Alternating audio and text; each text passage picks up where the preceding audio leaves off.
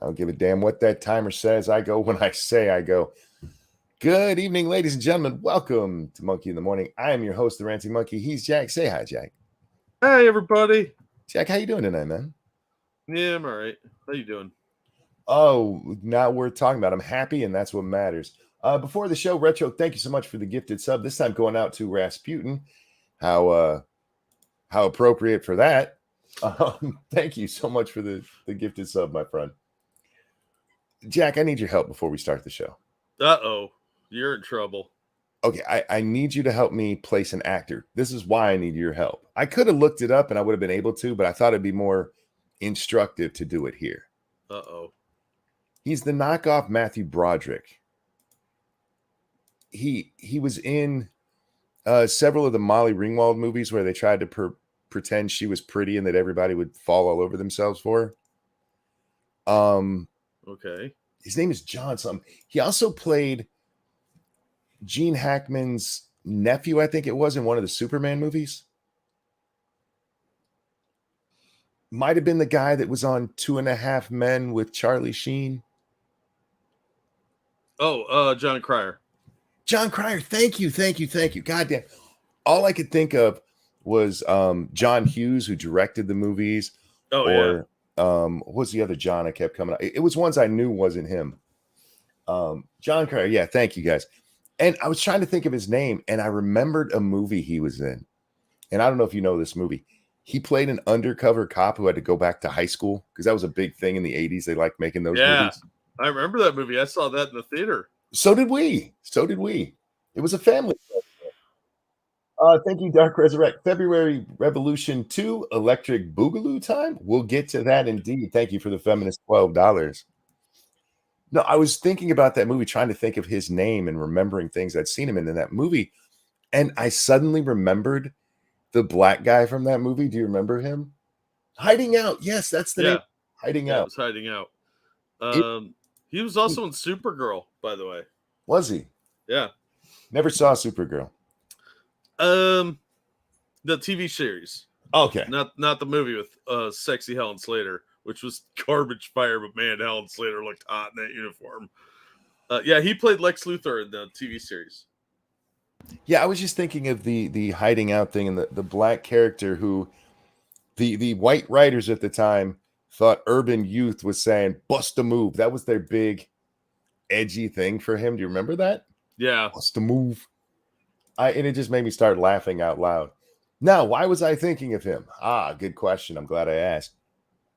If you looked at the thumbnail, the guy who's in charge of this Wagner group that we'll be talking about here with Russia, I just thought he looks like discount knockoff Soviet era made Gene Hackman from Superman 2. I'm not wrong. No, you're not wrong. But I thought initially when you asked me, you were talking about John Cryer. I thought you were describing Anthony Michael Hall. Oh, no. You said Molly Ringwald, and that's who I went to first was Anthony Michael Hall. I'm like, man, you better not be shitting on Anthony Michael Hall. That dude's an underrated actor. John Cryer, on the other hand, that dude's a weirdo. Corey, thank you so much. Who says R.I.P. Monkey getting sleep? Monkey got a little bit of sleep, not as much as he needs, but I got a little bit, and that apparently caused Russia to start going to war. No, Anthony Michael Hall, Weird Science, great one. The Dead Zone TV series, first couple of seasons, it went off the rails when they started, people started leaving. One of the underrated performances he was in Johnny Be Good. Yeah. Yeah. He has the same problem Matt Dillon has, is somehow he got typecast along the way and their acting skills were ignored because they're both very good actors that were completely mishandled. Ray Liotta had the same issue. I'm going to disagree a little bit. That might be part of it, but with Anthony Michael Hall specifically, he's blonde, man. That's true. There's an anti-blonde bias. There is. There absolutely is, especially in the Hollywoods out there. Yes, yeah, I get a lot of people say he's a good actor. Dead Zone was pretty good. That was a good TV series. I don't know, Anthony Michael Hall, I think he's been the butt of many jokes because he was a teenage actor. Like there's a great Simpsons joke when Homer's like, "Yeah, like that time I got robbed by that guy that looked like Anthony Michael Hall," and Bart says, "Yeah, looked like." Nice. No, yeah, I never disliked him. Somebody mentioned he's in the Breakfast Club. He is, and again, he plays the one who doesn't get a girl because he's the Yeah. blonde. For fuck's sake, blondes just we always get robbed in fucking media. Anyhow, Jack, we have big goings on in the world. Like seriously, guys, this is really big goings on. This is could be game changing stuff depending on how it goes. Yeah, this could be seriously bad. But yeah, I am hoping this doesn't get even messier because I mean, World War III is just waiting around the corner. We got all these neocon Republicans wanting to start a fight, and Biden and his team like, all right, this would be a good time to go We should marching blow in. some shit up. Yeah, quick, blow up a dam. No, wait, Yeah. I'm sorry. That totally, we had nothing to do with that. Pipeline, what? Pipe? No. Just because Joe Biden promised that thing would never get online and then it mysteriously blew up underwater. What? Both of them at the same time. Jack, it was all a coincidence. Pure coincidence. That is how coincidences work. To say I really anything should else say is to this. go against the DOJ, and you don't want to be on that list. No.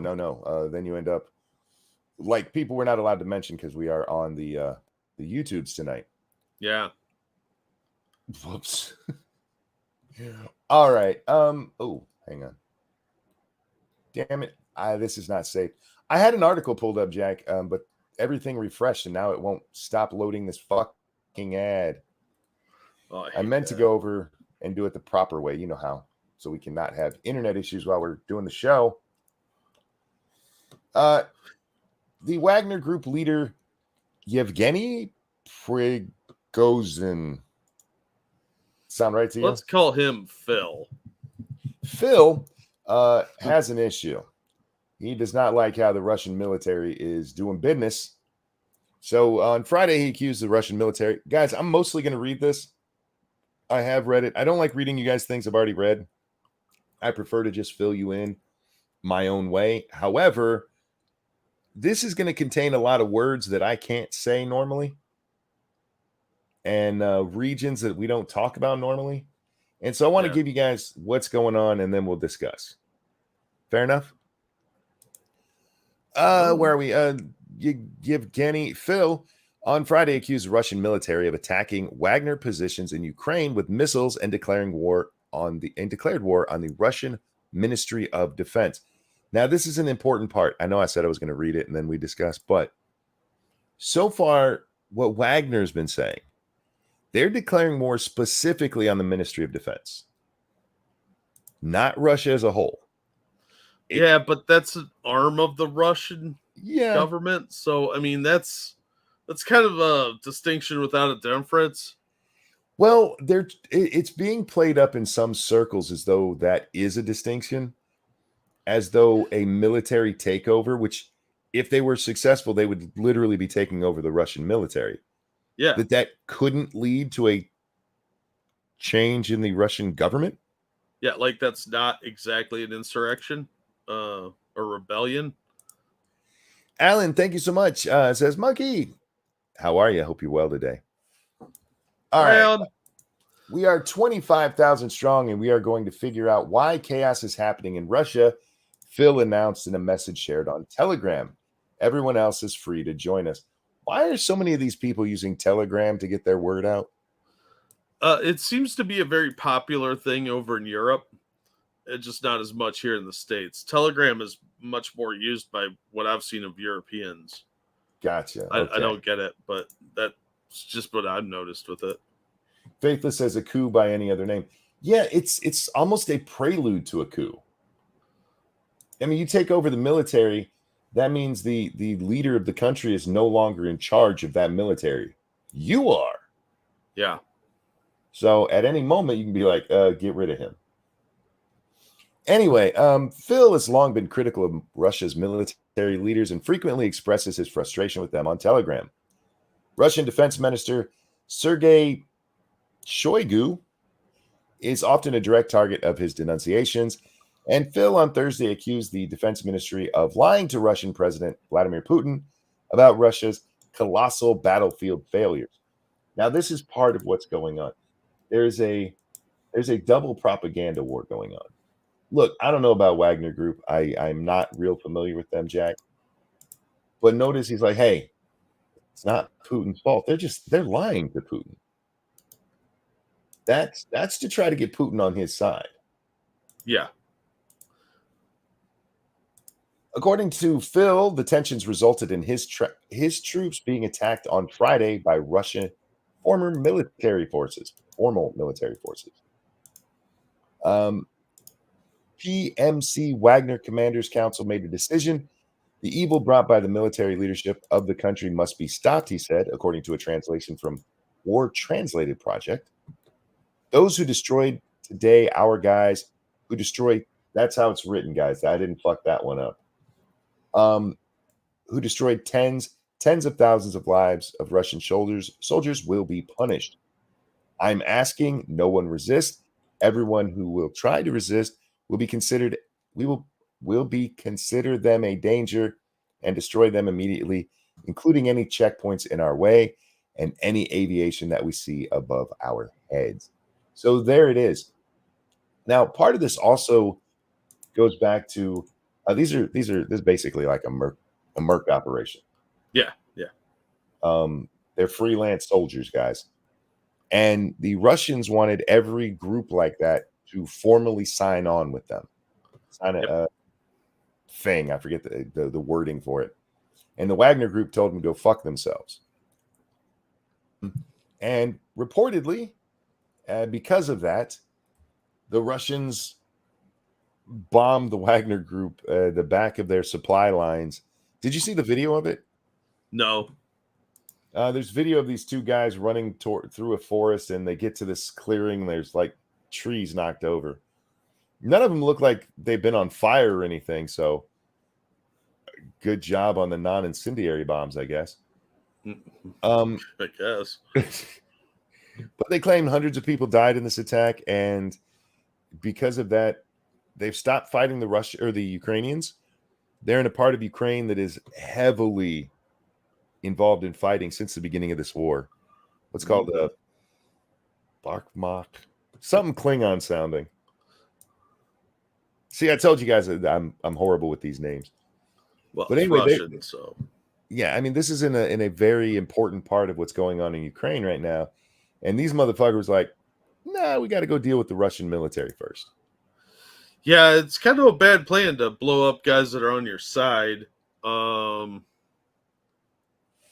So, yeah, that was probably one of the mistakes. Jennifer says, yeah, I'm thinking the more I read that NATO has its fingerprints on this. Look, I don't know if NATO's involved or not. This kind of shit happens over there. I don't want to say frequently, but not infrequently. Not necessarily a full-on, firefight, but the different puppeteering to try to advance yourself in these shithole countries. Yeah, I mean, this could be total crap. I don't know. Real quick, though, thank you, Alan, who says, hi, Jack. Hi, Alan. Hope you're doing well. Now, what concerns me, Jack, before we get to that, both Moscow and another city that I can't pronounce have locked down. Oh, I'm not surprised. They have, they're using both military and non-military vehicles to just completely surround Moscow and this other city. The other city is where the military command is located for the southern portion of Russia. Oh, okay. Yeah. So they're taking steps to try to prevent this. There have been rumors of Ghost of Kiev kind of stuff. I keep wanting to call them the Azov Battalion. The Wagner group has claimed that they were fired upon by either a helicopter or a jet, and they shot it down. Probably with a shotgun, Jack. I hear that's how you take down jets over there. That's the imagery that I learned from Ukraine. Rostov, thank you. That's what it is. Rostov is the other city. I can pronounce that. I just can't remember it. So, but yeah, Rostov is where their southern military command is located. And the idea isn't that they're actually going to Moscow, they're going to Rostov. Um, this is bad. This is real bad. If this actually manages a military coup here, nobody knows what's going on. No, it would totally destabilize Russia, throw it into a civil war. I mean, this is already the makings of a civil war there. Yeah. But I mean, they're attacking Russian cities. They're doing the Ukrainians' work for them, which does make me think there's some shenanigans going on behind the scenes. But if they take over the Russian military, or at least cripple it, it's going to be a free for all. It's going to get really ugly, and that will really destabilize large sections of the area. I mean, what's Belarus going to do, especially now that they have some Russian nukes sitting in their backyard? Are they going to be like, these are ours now? You're looking at a lot of destabilization. In chat, we're asked, they already control Rostov. No, not last I knew. Last I heard, they were outside both cities, and it's hard to get any real information right now. And this is part of why we're going to talk about it the way we are, Jack, because we just don't know exactly what's happened. We know what's been claimed. We can do is speculate. Yeah. This is why I use the Ghost of Kiev example and the shooting the planes down and all that shit, because we just don't know. And this is coming out of Russia, where, Jack, apparently they locked down Google in Russia today. Oh, I'm not surprised. They were like, oh, yeah, you guys can't read nothing out here. Yeah, but what you're talking about, what worries me, Jack, is you have this commander, and this is a field commander. This is a guy who's out there with his folks. Yeah, he's not like somebody that has no idea what's going on. Yeah, he's not Putin sitting in a glass cathedral going, go over there and blow that up. He's actually out there blowing it up. And if, say, he gets this control, right, and he decides that Ukraine is going badly, and he doesn't decide to pull out, he still wants it, does he bring the full force of the Russian military against Ukraine? Oh, I don't know. Or does it? I mean, once he's got control over the Russian military, he could. I mean, he effectively does run Russia at that point. Mm-hmm. So, I mean, this guy does sound like he is a bit more of a colorful character. Yeah. I mean, according to this Camille Galiv, who I've been following on Twitter today, this guy's considered to the right of Putin, and he was a special forces officer who was also convicted of robbery and kidnapping. Shocking. Yeah. A lot of the people in the Wagner group apparently are like former criminals or got kicked out of regular forces. We need to address what you just said, because you pronounced it how they do, and I keep saying Wagner. Say it again. Yeah. Wagner. I will keep saying Wagner. Yeah, I know. Well, it's like the composer. Wagner is pronounced Wagner. That's Wagner. You're speaking in American English. I translated it into Rusky. You're right, and that's how you're going to hear it pronounced on the news and everything. And I just wanted to point out to the folks, that's why there's a difference. It is spelled Wagner. I'm American. I'm going to call it Wagner. But anyway, Jack, you were saying this guy, he seems, and this is going to be a weird statement, he seems a lot more war hawkish than even Putin does. Yeah, but he is a soldier, and Putin knows to play some political games. This guy doesn't have that nuance from the look of it. He is about the fight, and everything else be damned. This leads to something we've talked about before with the idiots like Zelensky himself, who are like, you have to take out Putin. What's waiting in the wings? This guy, apparently. This guy who is so into the war, he's like, you know what? Fuck it. I don't think they're prosecuting this war properly. I'm going to go take over the War Department so I can do it how I want to. Yeah. The Wagner mercenaries storm Russian headquarters in Rostov-on-Don, and tanks set up blockade. Prigozhin vows to march on Moscow and take out evil military top brass as Putin says he's inciting civil war, and Kremlin charges him with mutiny. That's the latest headline on Daily Mail. So they are in Rostov. Again, how do we know? I don't know. There's some video here. I don't know the region though. So Well, and this is another couldn't thing. tell you. There's a lot of video that's come out already of troop movements and small Yeah, firefights. And how do we know when that footage was shot? Are these Yeah. people moving through Rostov to Ukraine? I mean, if we're seeing some of these tanks have the Z on them, that doesn't mean shit. It just means it's video. It doesn't tell me when it was filmed. And look, guys, we're not saying that isn't happening. We're just trying to, bring expectations to where they probably should be. Propaganda, it's gonna happen, both sides. Yeah. And so, look, this is a guy who's trying to get popular support, because without popular support, his 25,000 just falls quickly. Yeah. If this is a real insurrection and he doesn't gain public support and supplies of some kind and take this Rostov really quickly, it's going to fail. He doesn't have enough men, but it will cause enough chaos that it's going to be a problem for the Russians and probably anyone in their region. Although, here's a fun thought. What if Putin got on the phone and said, I need some military assistance from Iran and China? Yeah. Look, our boys are already engaged. We could use a little bit of help there, Beijing. I'm worried about this one. I look, guys, it's not nothing to lose sleep over yet, but this is worrying. This is the shit going on in Russia, man. Russia's a shithole country. Holy shit. Where's Rocky? We need to send him over there to fix this shit. That's a good question. I don't know. Sylvester Stallone needs to go fix Russia again. Yeah, well, I won't hold my breath on that one.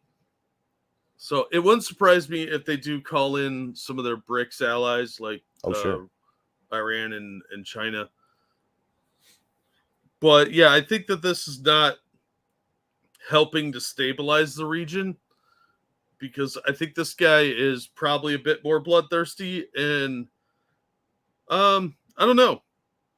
I think the Ukrainians are probably breathing a bit of a sigh of relief, probably without good cause, but we'll see. Yeah. Well, again, the area that the Wagner group is in there, if they could take that back, removing this 25,000 who've been helping to hold that would be a big win for them. Oh, it'd be a big propaganda win too. Look, we beat the Russians. Was I sleeping when things popped off in Russia? Yeah, I was. Yeah, this is all his fault. This is all Monkey's fault. I told him if he ever pulls a Rip Van Winkle, it's going to turn into the Omega Man, where he's like the last person on Earth. Yep. And he's the only pure blood left. And the vampire people will be hunting him. The only good thing about Russia is their women are sexy. They need to go back to the 90s when it was just a haven for mobsters dressed in tracksuits. Yeah. And when they weren't really a threat to anybody. They had some more food than they were used to, and they were gangsters everywhere in tracksuits. How did gangsters start wearing tracksuits? They're comfortable and cheap. Remember when they used to wear nice suits? No, Euro trash. It's a big trend to wear tracksuits. I think it just became like the thing you do. Started with somebody who's like really fat and couldn't wear normal pants, and it was like, no, they're totally comfy and cool, man. And it became a thing. I don't know. Yeah, whatever. Anyway, so we'll see what goes on.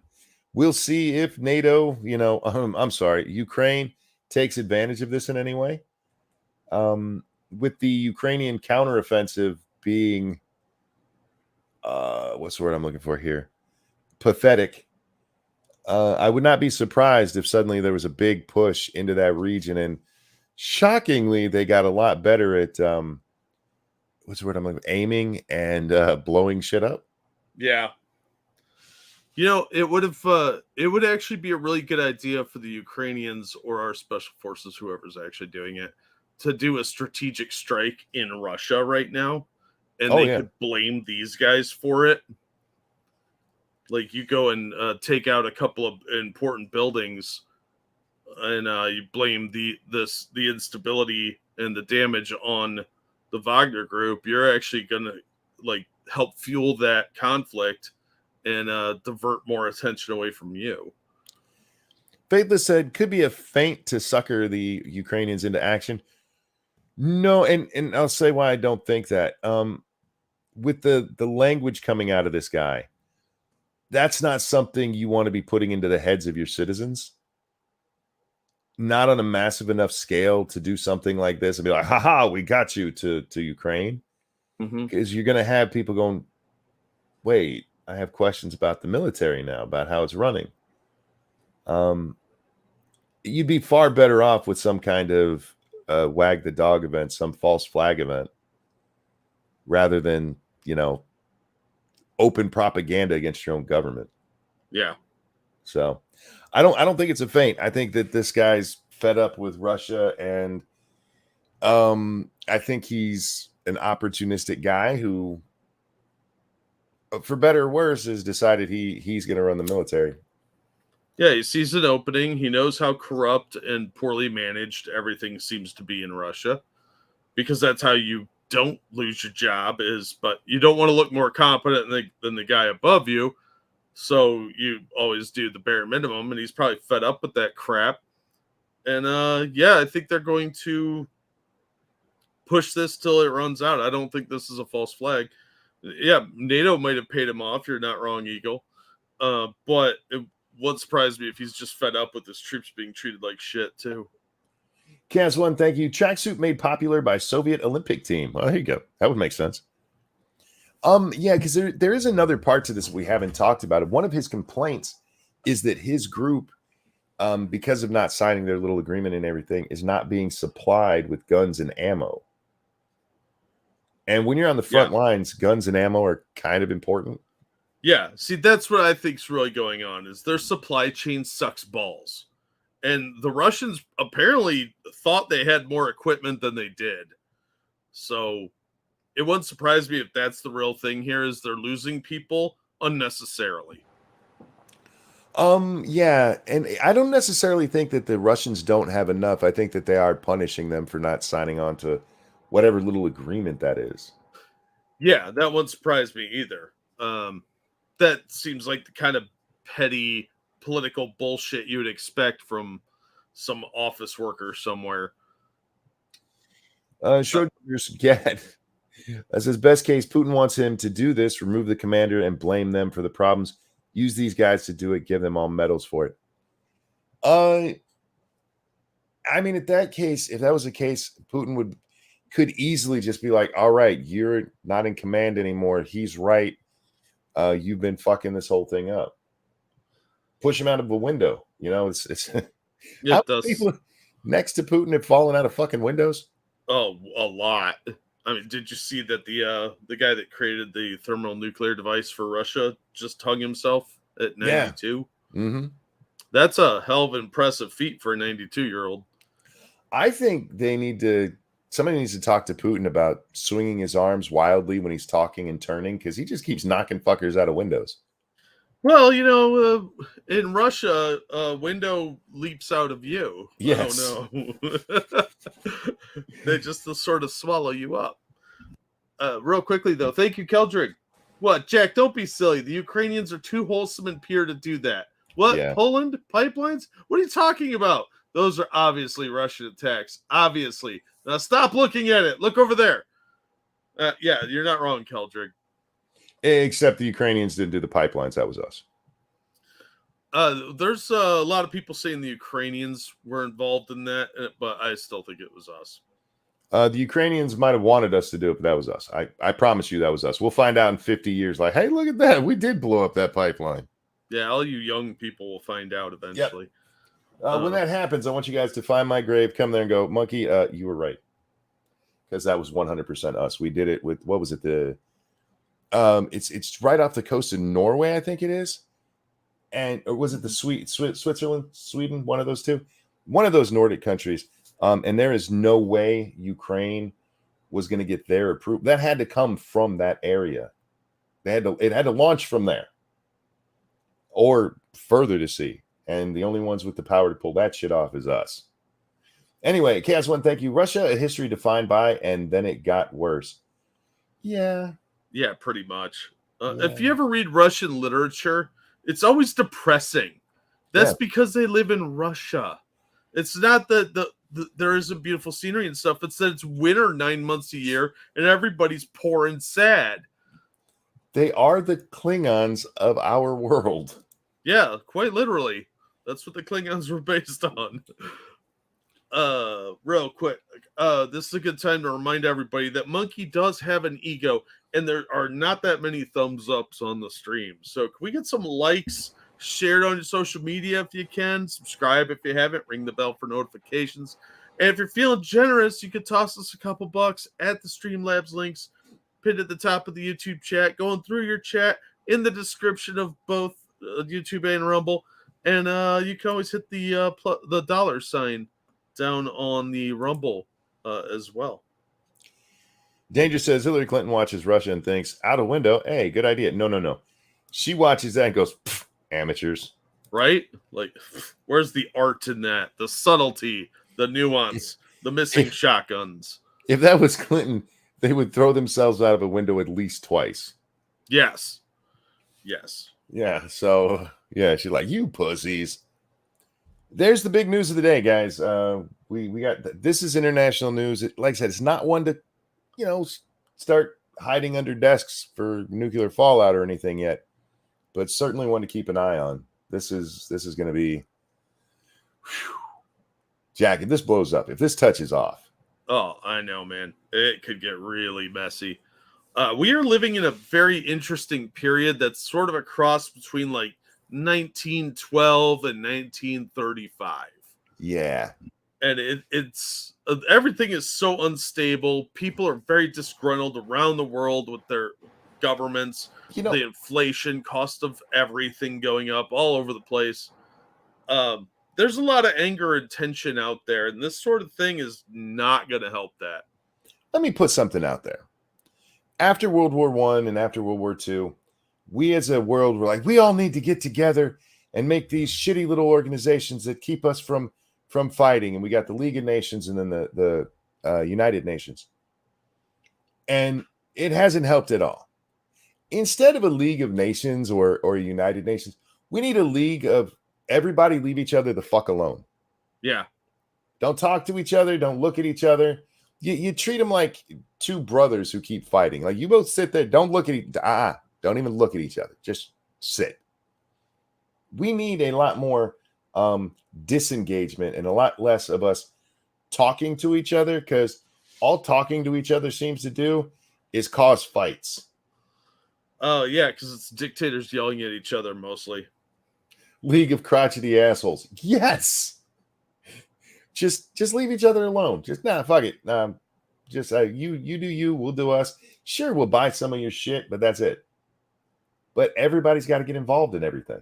And especially over there in Europe, man, that area, the European continent and Asia as well, it's just been war for millennia. Yeah, that's all they know. It's all they ever do. They that's why the US comes along and we prosper so much, and you get the industrial revolution that blows up here and we jump ahead of everybody else, because there's no one for us to really fuck with. We got to cross oceans to fuck with people. Yeah, we don't even fuck with Mexico, and they're literally invading us. Yeah, they're right down there. We don't fuck with Canada. I mean, we did once and it didn't go well. So fuck it. Let's those assholes. It's all they know. They've been fighting since the beginning of time, taking each other over and giving each other the finger and mustard gas. And yeah, it's Hitler. Just not a good thing. Thank you, Keldrick. I'd argue that the League of Nations and United Nations have actually made things worse. Yeah. Yeah, well, League of Nations caused World War II. Absolutely. Mostly due to Woodrow Wilson and his punitive reparations with Germany. the Treaty of Versailles gave us World War II. Oh, absolutely. It just did. Yeah, it was a mess. And you can see how complicated relations were before that, before Franz Ferdinand died, because once he was assassinated, everybody starts calling in all these markers, and we're in Yeah. that same situation again. All these loyalties, international ties to each other. So that's not unlike the Article 5 thing with NATO. You know, if Mhm. something goes wrong and Russia accidentally drops some bombs in Poland, we're in the same situation we were in World War One, just with heavier weaponry. Oddly enough, if Ukraine drops bombs over there in Poland, we didn't do shit. Yeah, but there are sainted, poor victimized neighbors. They were attacked in an act of war by Ukraine, and we were like, "Oh yeah, that was an accident." Yeah, nothing to see here. But if the Russians did it, it kicks Oh. off a whole litany of other issues. The next World War, easy. Yeah, oh yeah. But I could see that happening accidentally during a civil conflict, and somebody's like, "Now's our chance," and we just turn it into a big propaganda thing. Talking about World War One, it was a family spat that all the plebs had to die for. True story, yeah. Yeah. In fact, some of the I forget which three it was, but three of the people involved in World War Three or World War One, the ruling factions there, they were childhood friends because they're cousins and they grew up together. Two of them went to one side and one went to the other, and a whole bunch of you Europeans had to die because they got mad at each other. Nobody cared about Archduke Ferdinand. No, but I mean, he was killed by the fucking mafia, the Black Hand. Yeah, A crazed anarchist working for the Black Hand killed him, and it ended up in global conflict. and these assholes went, cool, now we can kill those fuckers. Yeah. Because coming into World War One, we're starting to become more civilized in war, at least, and we're deciding, oh yeah, no more land wars in Asia, that kind of bullshit. And so these guys, they crave war. You guys are very warlike. You know what you guys need, and I mean this sincerely, Europe. You need open plains and horses and spurs. It'll settle you the fuck down. Look what it's done for us and the Australians. We don't go to war like you guys do. You know why? Open plains, cowboy hats, horses, spurs. You need your cowboy moments. You never had them. It'll settle you down, I promise. Not going with me on that. I don't know how to continue the analogy without involving space aliens. So Look, space aliens could come and give them a nice open plain area for them to play out their cowboy fantasies they never got to live. Oh, I guess that's fair. There you go. Yeah. Instead, they had that.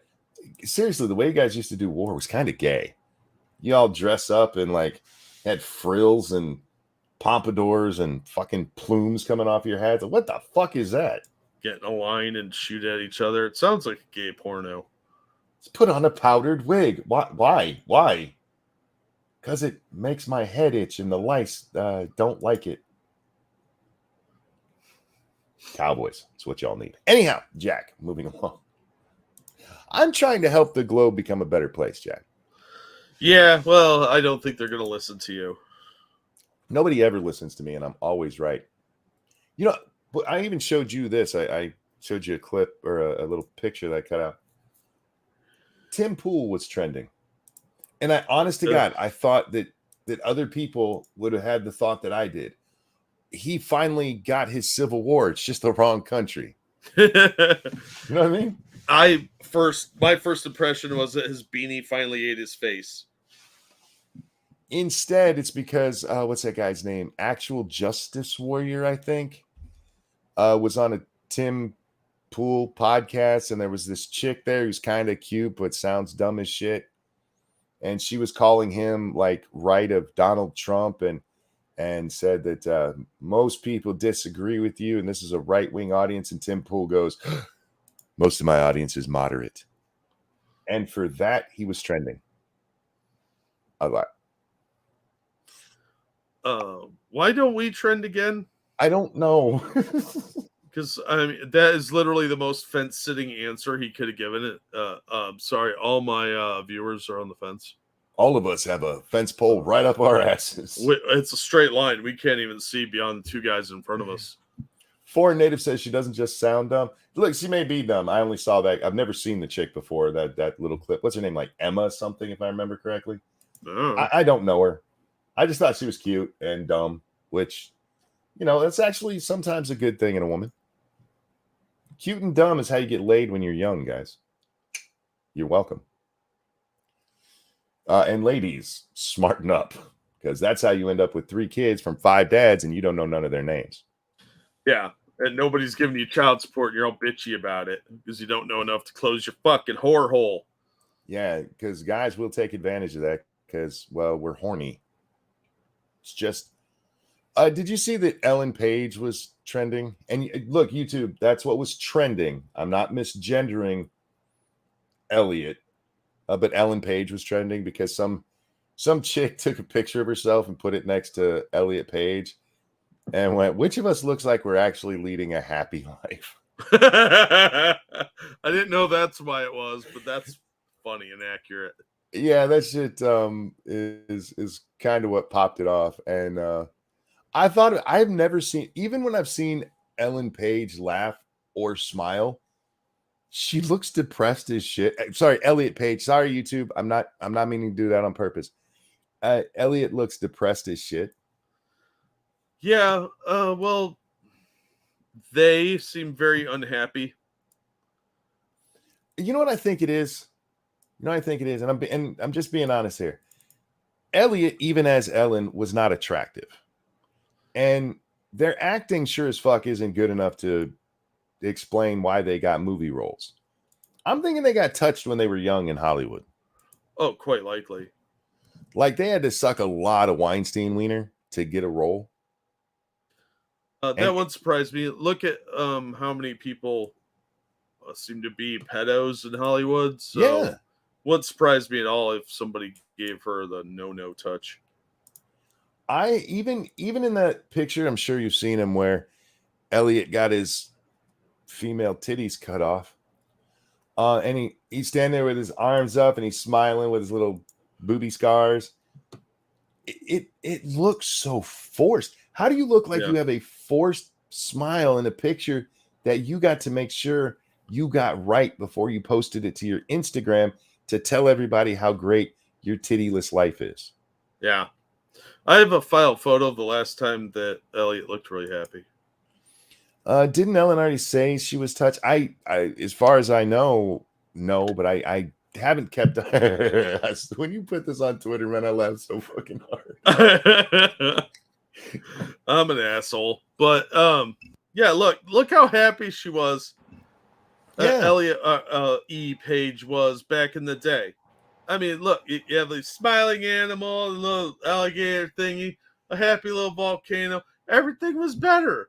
The 90s was a better time. No, Eagle, that's not a bald monkey. That's just that Elliot's forehead goes all the way to the neck. This is all forehead. Neck. That's not. Oh, we're getting so much trouble for this.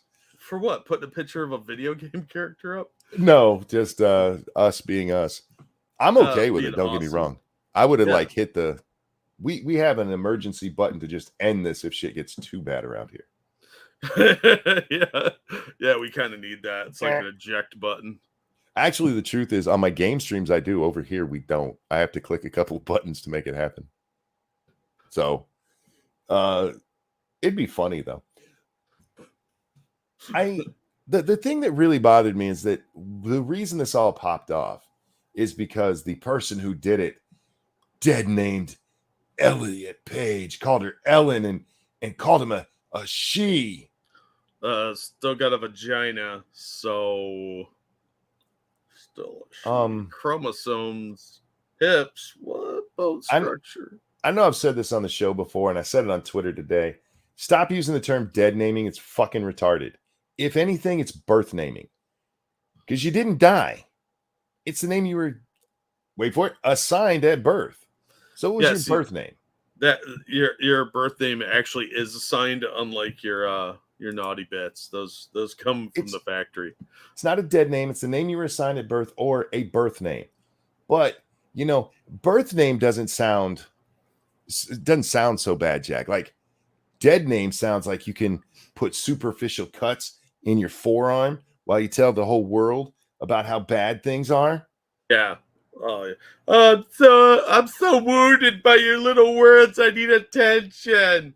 As you post about how Halloween should be all year long. Yeah. By the way, you people who do that, I love Halloween, and you're kind of fucking ruining it for me. Right? Eagle. I'm using that. Ellen. Shh. It's like the Jason music. It really is. It really is. That's funny. It's so hyperbolic. A dead name. Shut up. Oh my god. It was your birth name. I'm calling these people Generation Pussy Hands. I saw that, and that fucking made me laugh too. God damn it. That's because you got the reference. I did get the reference. Okay, pussy hands. Be like a puma or a tiger? No. What about jaguar hands? No. That's how they sound to me. They sound just like Mac in that scene. That's from the Gang Gets Whacked, part 2, I think. Anyway, Great episode. I love It's Always Sunny, but dear God, they are Generation Pussy Hands. You know what's funny about that is I was talking about this on the show last night. I don't know if you ever watched the Always Sunny podcast, but I've been trying to catch it, but excuse me, I don't have time. The last two, an interesting thing happened. On the one before last, Glenn and Rob, they play Mac and Dennis on the show. They had a little disagreement where Mac said something that Dennis takes kind of wrong. And this is on the podcast, so I should be using their name. Rob says something that Glenn takes kind of wrong. And there's this seemingly contentious moment, but not really. And then they get to the next episode, and they're talking about it again.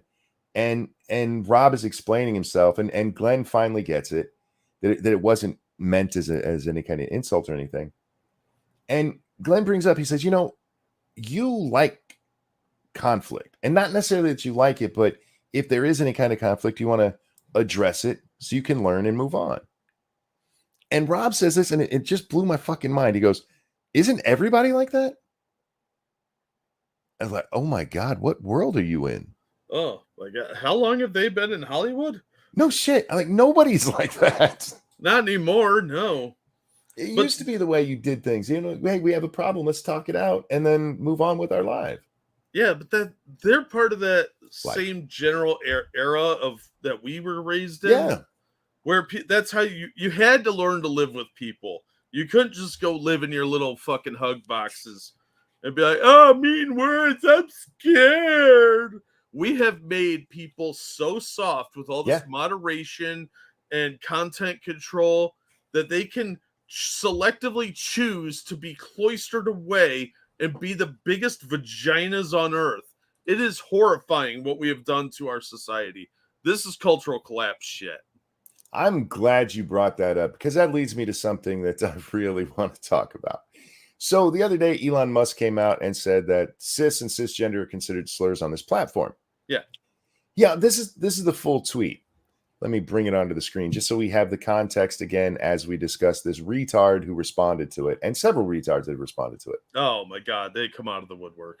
It says repeated targeted harassment against any account will cause the harassing account to receive, at minimum, temporary suspensions. The words cis or cisgender are considered slurs on this platform. Now, what he does not say here is that you can't say cis or cisgendered. Yeah, he says you can't harass people with it. Like calling people sissies, CISSY. Yeah. I've seen that before. Gotten that one a few times, as I recall. Just like you can call, Twitter's changed quite a bit, guys. These days, and I don't recommend you taking my advice on this because it can change on a dime. Yeah. But these days, you can call somebody retarded. What you can't do is follow them to all of their tweets and just go retard over and over, because that would be repeated targeted harassment.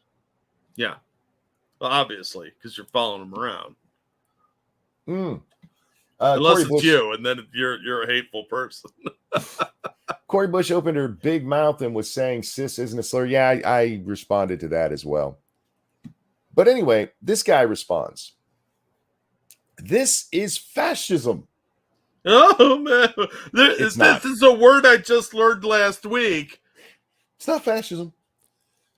Twitter is intentionally pushing writers, creators, and everyday people like me out of public space. Many of us, including me, depend on that space to meet basic needs like food and rent. This is picking a side in genocide. You mean like forcing politicians off the platform because you don't like their politics, like they did with Trump in the old days, or booting lots of people off because they had the wrong opinion? Interesting, but he's not doing that unless you're a writer What? of only tweets and your entire occupation is running around calling people names. Yeah, we depend on that public space to meet basic needs. Do you make money off of just running around repeatedly calling people cis and cisgender? Because if so, that is a very specific occupation, and I'm wondering what training you had. Yeah, it also shows their all-in-one basket cult mentality of like, I have to have access to this because I don't know any other way to do anything. There was another one that I responded to. I don't know how quickly I can find it, but this guy, he said, based on the new rules, Merriam-Webster is going to have to take down their definition of cisgender. Like, why? They didn't targetedly harass anybody on it. Well, they can take it down because it's factually inaccurate. But yeah, this is what he says. If Elon Musk were to apply his new rules comprehensively, big word. He would have to force Merriam-Webster dictionary to delete this tweet and potentially suspend them. Who are they harassing with that tweet? Nobody. Oh God, this guy's retarded. You know why though? And I think this is what we're seeing here, Jack, is because if it was them and that they decided a word is verboten, it's one of those slurs, then you can go that fast. Yep. Doesn't matter how you used it. Yeah, see, to them, this is code because that's how they would use it is one strike, you're out. Not targeted harassment. You just have to say it once. To them, that's harassment. We've seen executives at companies lose their jobs over repeating the N-word. Yeah, somebody else, they were John's. quoting somebody. Yes, they were quoting somebody. Gone. Yep. That's how they think the world should be. Yeah, you can just wish people into the cornfield. Twilight Zone reference. Nice. I'm on it today. Yeah, it's disturbing how censorious these people are, how sensitive they are to words. And they need to toughen the fuck up. The world is a much harsher place than they seem to want to give it credit for. And we have had it very good in the U.S. for a very long time. And these people are continuing to be supported. Eventually, that will fall apart. And authoritarians will either be in charge or we're going to get back to the way things were. Yeah, I stopped buying Papa John's too, Eagle. Mostly because they're pizza shit. But once they got rid of him, that was the line. Since it was brought up... Oh, go ahead. I'm sorry. No, I'm just I don't understand how these people survive day to day unless somebody else is taking care of them. Since it was brought up, let's take a look at what Congresswoman Cory Bush said. Cisgender is not a slur. It's a term used in scientific, legal, medical, and everyday context. Sweetheart, there's a lot of words that I can show you that are used in those contexts that you would absolutely consider a slur. Yeah, like retarded. Yeah. This attempt to make cis a slur is a blatant attempt to erase trans identities from a supposed free speech absolutist. Trans people exist. Cis people exist. Cis people don't exist. Trans people exist. Do you know what the other thing is instead of trans? For everybody else? Normal? You could use normal, but there's better ones. Man and woman. What? What is a woman? It's just a non-man. That would be the other for trans, because transsexual is transitioning. That's what the trans is in transsexual, you fucking retard. You're full of hate facts. You know that? It's a transition from either male to female or female to male. And so the others from trans would be male and female. That's what it is. I don't know what to tell. They're misusing. They're arguing that you're not using speech right when they're not using speech right. And they don't fucking get it. It's so frustrating trying to explain it to them. Because it never takes. I don't know why I try, other than I think it's funny. Thank you, Cryptic. What's the name of the fastest Chinese online game player? Low ping. God damn you. How dare you, sir? That's a good one, actually. All right, Jack, we have a lot of other stuff to cover tonight, too. Because last night I just did the stuff about Robert Kennedy. I didn't cover much of anything else, so I actually have like 2 days worth of shit to get through. Guys, we weren't on YouTube last night. There was a show. It was Rumble exclusive, and we had to because I was talking about the vaccines and that kind of stuff, and that's as much as I can say on YouTube and not worry about getting kicked off. Because yeah, you're not allowed to question shit, so that one is there. But because of that, Jack, yeah, I'm way behind on stories here, and there have been a lot of good ones. A lot's happened in the last day or two. I'm sure you've been keeping up on the Hunter Biden stuff. Oh, God. What a fiasco. So we had some whistleblowers come out at the IRS, and the Ways and Means Committee voted to release this information. And we find out that Hunter Biden not only should have been charged with felonies, multiple felonies, he should have been charged with at least 3 counts of tax evasion. The shit they did put, we talked about this briefly the other night, the stuff they did put Capone in jail for. Yeah. 3 years. Yeah, and Hunter's was millions of dollars. Yeah. And he's been hit with 2 misdemeanor tax things, which on that one, it should have either been 4 or 5. Also, we get this, what is it, WhatsApp? Yeah, message? The WhatsApp message, yeah. Do you want the Ways and Means Committee link? Because I think I have that pulled up. If you want to bring it up, yeah, we can throw it into on the screen while we talk about this. Last link. Oh, cool. Real quick. Thank you, Shio.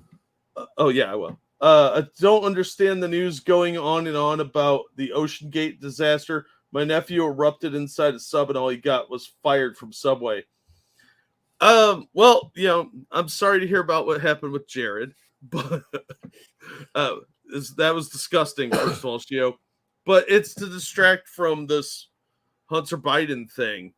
And they knew about the sub going down on Sunday, but they dragged it out because they wanted to cover up the news cycle. They wanted to occupy it with that instead of talking about what's going on with Hunter.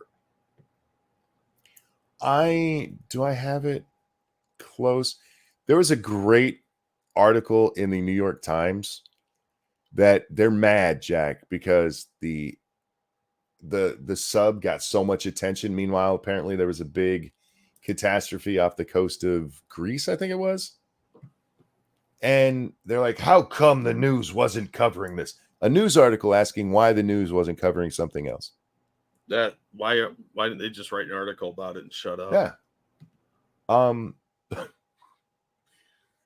Because there's something ironic about a sub going down to see the Titanic and everybody on board dying. Meanwhile, a ferry flipping over happens way more than it should. Don't make the joke, Jack. Don't make the joke. They go bottoms up a lot. Don't make the joke. It's a power bottom. It's a power bottom. Fuck. We're going to hell and Rumble, apparently. All right. So yeah, on the screen is the IRS testimony thing. I'm just going to apologize in advance once again for any trouble I get you in. In fairness, I started that. You did. That was all. You usually start it, but this time that was me. All right. Although, all joking aside, there are a lot of ferry accidents. It's almost like Pete Buttigieg is in charge of ferries around. almost like statistically, ferries are more violent than other modes of watercraft. It's like Pete Buttigieg is running all the ferries. Yeah, well, they're basically water trains, right? Yeah. Goddamn, we got to get onto this real story here. Okay.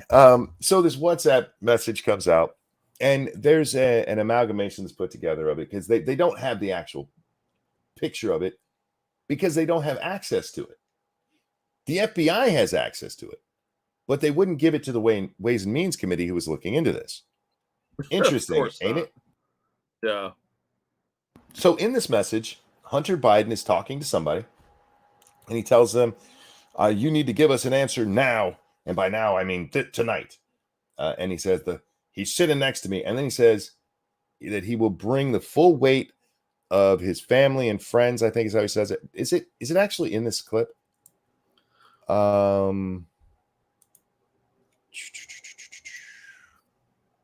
don't. Yeah, it's not actually in here. But that he's going to bring and that his ability to hold a grudge against them.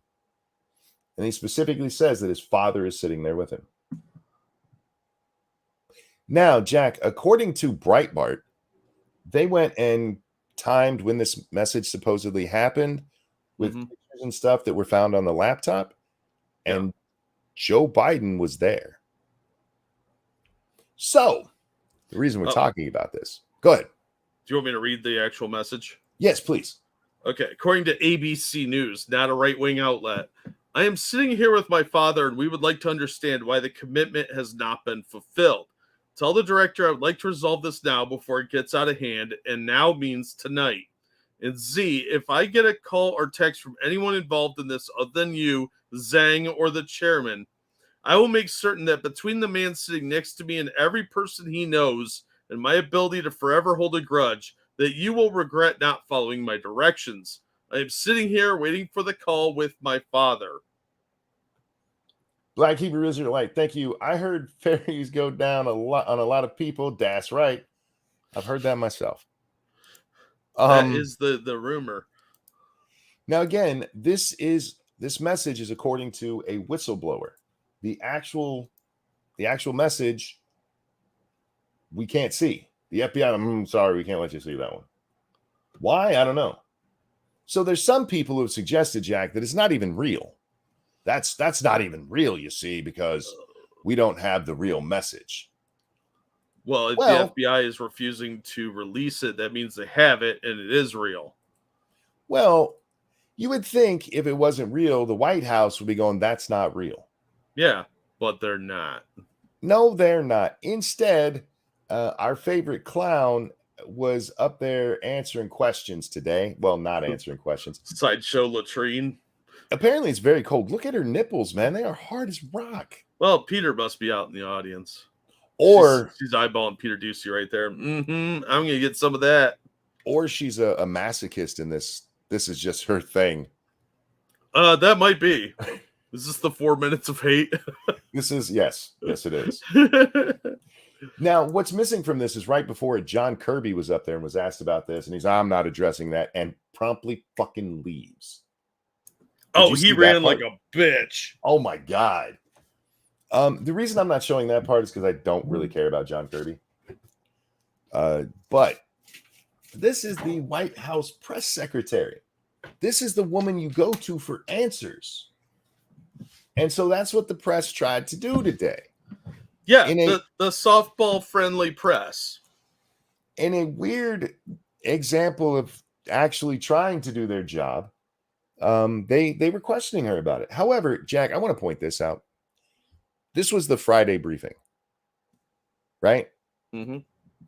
So they asked the questions, and oh, look, we asked the tough question. You think they're going to bring it up Monday? No. You think this is just going to disappear like every other fucking time that they've suddenly asked the tough questions? Duh, yeah. We've seen them press her a little bit before, and then they drop it almost immediately.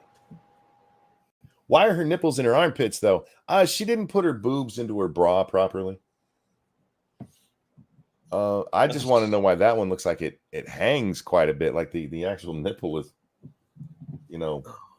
quarter of an inch or more. Well, they're historic boobs. They are historic boobs. They're historic lesbian black boobs. Yeah. Real Black. quick. Oh, go ahead. No, you first. Yeah, because I don't want to just stop with black with her on the screen. Black. Black Hebrew Israelite. Thank you so very much. The big loves to sniff fairies before they go down. Your turn, Jack. Thank you for the donation, my friend. Thank you, Keldrig.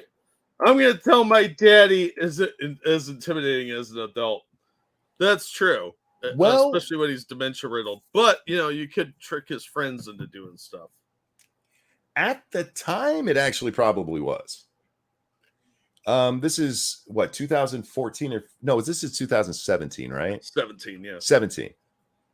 The problems with Joe are not known yet.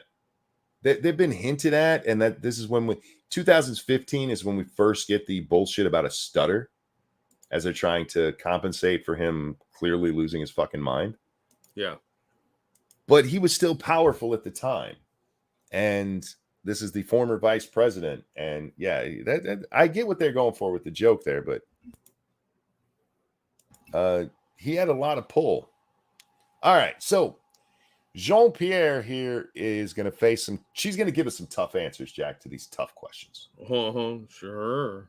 And secondly, the president invited his son Hunter to the state dinner last night. I'm wondering if you could take us into the thinking and decision-making of why the president decided to invite I'm just not going to get into personal family discussion. Yeah, the reason that they're asking this question is there was the state dinner for the, was it the Prime Minister of India? What is it? Yeah. Is it Prime Minister? But anyway, Prime Minister. They have that dude wearing the weird clothes up at the White House, and at this state, I'm sorry, they dress weird. They dress like they're extras in an old Western, and they're the Chinese laundromat people. Am I wrong? I think you're a little off base, but that's okay. All they need is a pointy hat instead of the little square thing that they wear. Anyhow, so they have this state dinner, and Hunter Biden was invited. Yeah, he still needs a job. He's still got to make more money. His art isn't selling like it used to. Look, Hunter realizes that India is building this up-and-coming relationship with the U.S., and there's a really good opportunity for him to make a few $1 million and maybe give the big guy a little bit. Yeah, maybe about 10%. Yeah. So there were people who were asking the question, why in the fuck did you invite, for nothing else, the optics of it, why would you invite Hunter to this thing? Oh, yeah, I'm not going to get into the interpersonal family thing. This was a state dinner, twat. Yeah. Well, I liked her one answer where it was like, oh, but families of the president are usually there. Yeah, not their criminal ones. No, you keep them hidden. Yeah, this guy's a convicted criminal now. Well, not yet. As soon as the plea bargain actually goes through. Yeah. He'll be a convicted gun crime. I never want to hear Biden talk about gun crime ever again. Ever. When his kid gets this little slap on the hand, naughty boy for buying a gun illegally. He cannot have a hard line on guns ever again. So you're bringing that criminal in, this crack smoking addict who takes bribe money. Yeah, fuck you. I fucking hate these people. They're flaunting their corruption in front of us. Assassin, I didn't say the Indians ran the Chinese laundry. I said they dress like extras who ran the Chinese laundries in the films. All right, here we go. As you know, Hunter is his son. I'm just not going to get into it. Let me ask you this. If Hunter Biden wasn't the president's son, would he have invited someone who had just reached a plea agreement with federal prosecutors? Well, 2 days earlier? a couple of things. Again, that's his son. He's a family member. It is not uncommon for family members to attend. That's not what he asked. He specifically asked if he wasn't a family member, would the president have invited him? And honestly, yeah, he would. It would depend on who it was. Yeah, she's just really bad at this job. She really is. I can't believe she hasn't quit yet, honestly. I'm kind of surprised too. It's got to be really stressful being up there. Because she's historic? No, because, well, there's that too. No, because unlike her predecessor, she doesn't have charisma. Whatever you think of Chucky, at least there was something about her. And MSNBC was like, we could probably get viewers from her. They're not going to get anything from this chick. There's no reason to watch her at all except to make fun of her.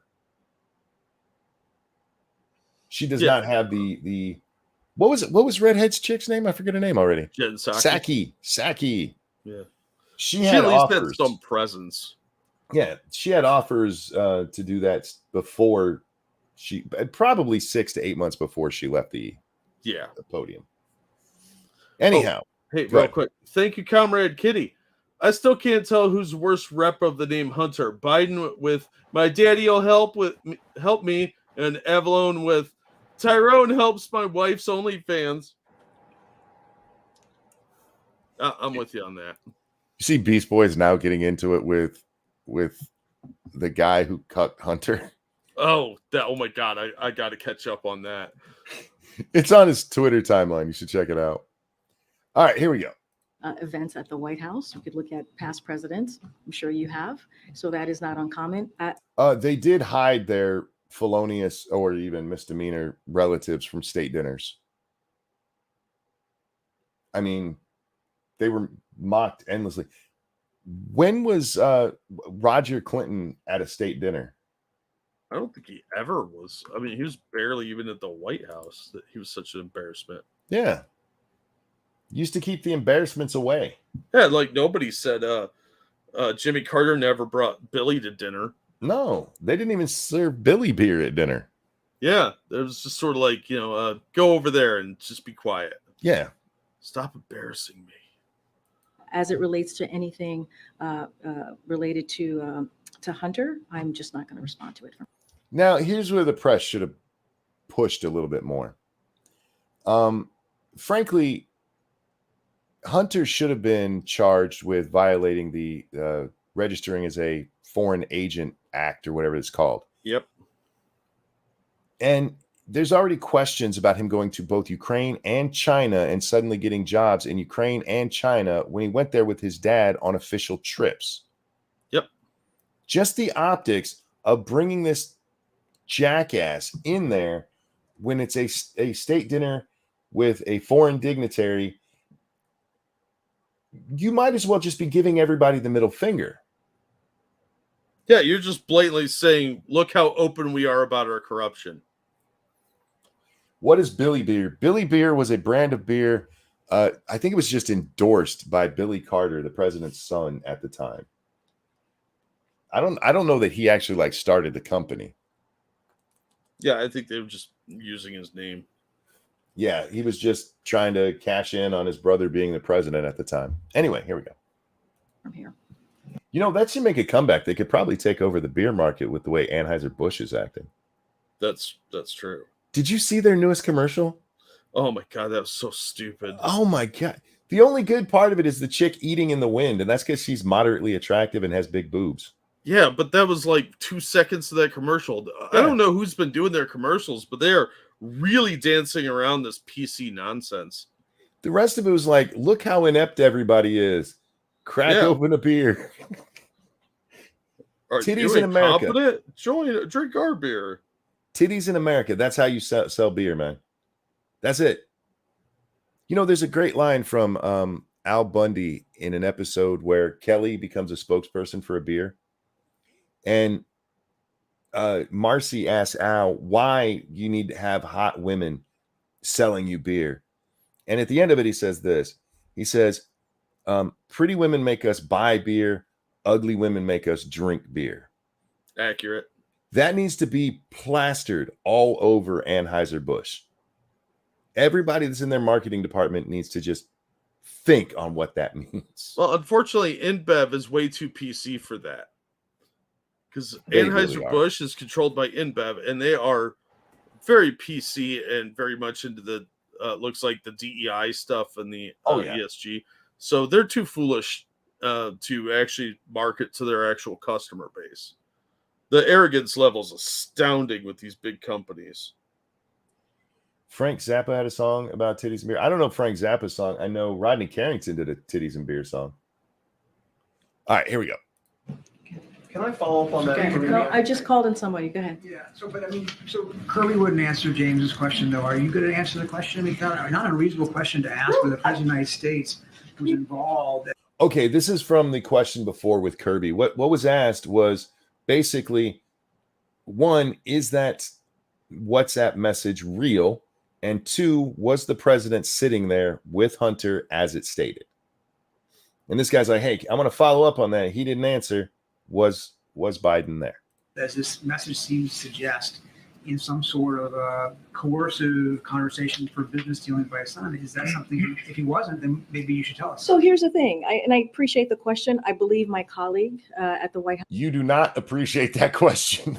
Not at all, and it shows. Wasn't, then maybe you should tell us. So here's the thing, and I appreciate the question. I believe my colleague at the White House counsel has answered this question already, has dealt with this, has made it very clear. For the record, no, they haven't. The White House counsel did not address this question. And nobody has given a clear answer on any of these. They just keep referring to the other person and saying, they gave a clear answer, and I'm going to refer to them. Yep. I just don't have anything to share outside of what my colleagues have shared. And so I would refer you to him. And why do you need the White House counsel answering this? Because she doesn't have any answers. No, hear me out. The White House counsel's for legal matters. Uh-huh. Why would it be?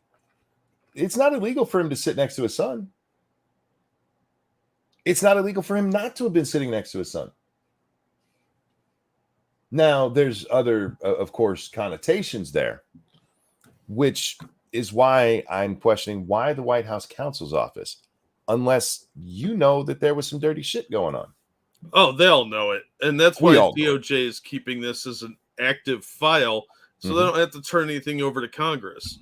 Because they said even after the case is resolved, it's going to be considered an open case. Yep. Which makes no sense whatsoever. the DOJ, just not going to comment from here. Text message. I will. What I can tell you is I know that my colleague has dealt with this. No, he hasn't. He addressed this. No, he didn't. At the White House counsel. I just don't have anything else to share. In the shakedown attempt? I just answered the question. I just answered the question. No, you didn't. Yes or no, was the president involved in the I just shakedown an- attempt? Stephen, I just answered the question. It's not up to you how I answer the question. I just answered the question by telling you my colleagues at the White House counsel has dealt with this, and I would refer you to them. Go ahead. Okay, technically, yes, that's an answer to the question, but it doesn't answer the point of the question. Yeah, and she knows that. Yeah. But she has to be smug and condescending and be like, I already answered you, you dummy. If you say, Frank, what'd you have for dinner? And I say, tomorrow's weather's supposed to be nice. Technically, I answered you. I didn't answer your question, though. Yeah. Yeah, I answered a different question that was not asked with a half-assed answer because shut up with these questions are inappropriate for the peasant class to be asking of their noble betters. Faithless, that's a good way of saying it. That's a reply, not an answer. Fair. That's well put. Well put. I just want to pause and keep this pause for a second. Look at her face. I appreciate that question. Do you? Do you really? Yeah.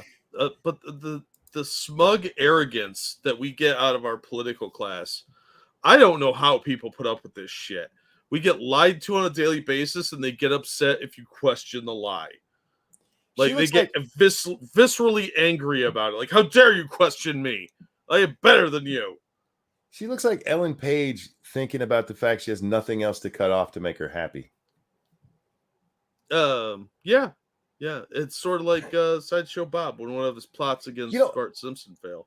Being Sideshow Bob, you would think she'd be smart enough if you want to distract people. That outfit just needs a minor adjustment to distract people. A bigger opening in the arm so you get some side boob. Yeah. And then people, oh, did you see her side boob? They wouldn't be talking about this at all. Do you think on her last day she's going to rip her shirt off, expose her boobs, and be like, I hate all of you, and run off the stage? I hope so, because I would probably pause that for a while, if I'm being honest. She's going to have abo titties. I don't know. I bet she's got some some nice perky little things in there. I doubt it. We should ask Peter Ducey if we ever meet him. I bet he knows. Speaking of which, he just had a baby or a grandbaby. I didn't realize he was that old. You're thinking of Steve Ducey again, aren't you? Was it Steve that's old enough for the grandbaby? Yeah, Steve's the old one. His son is Peter, who sits Yeah, at but the White House. Isn't his son like in his 40s? He might be. I'll look it up.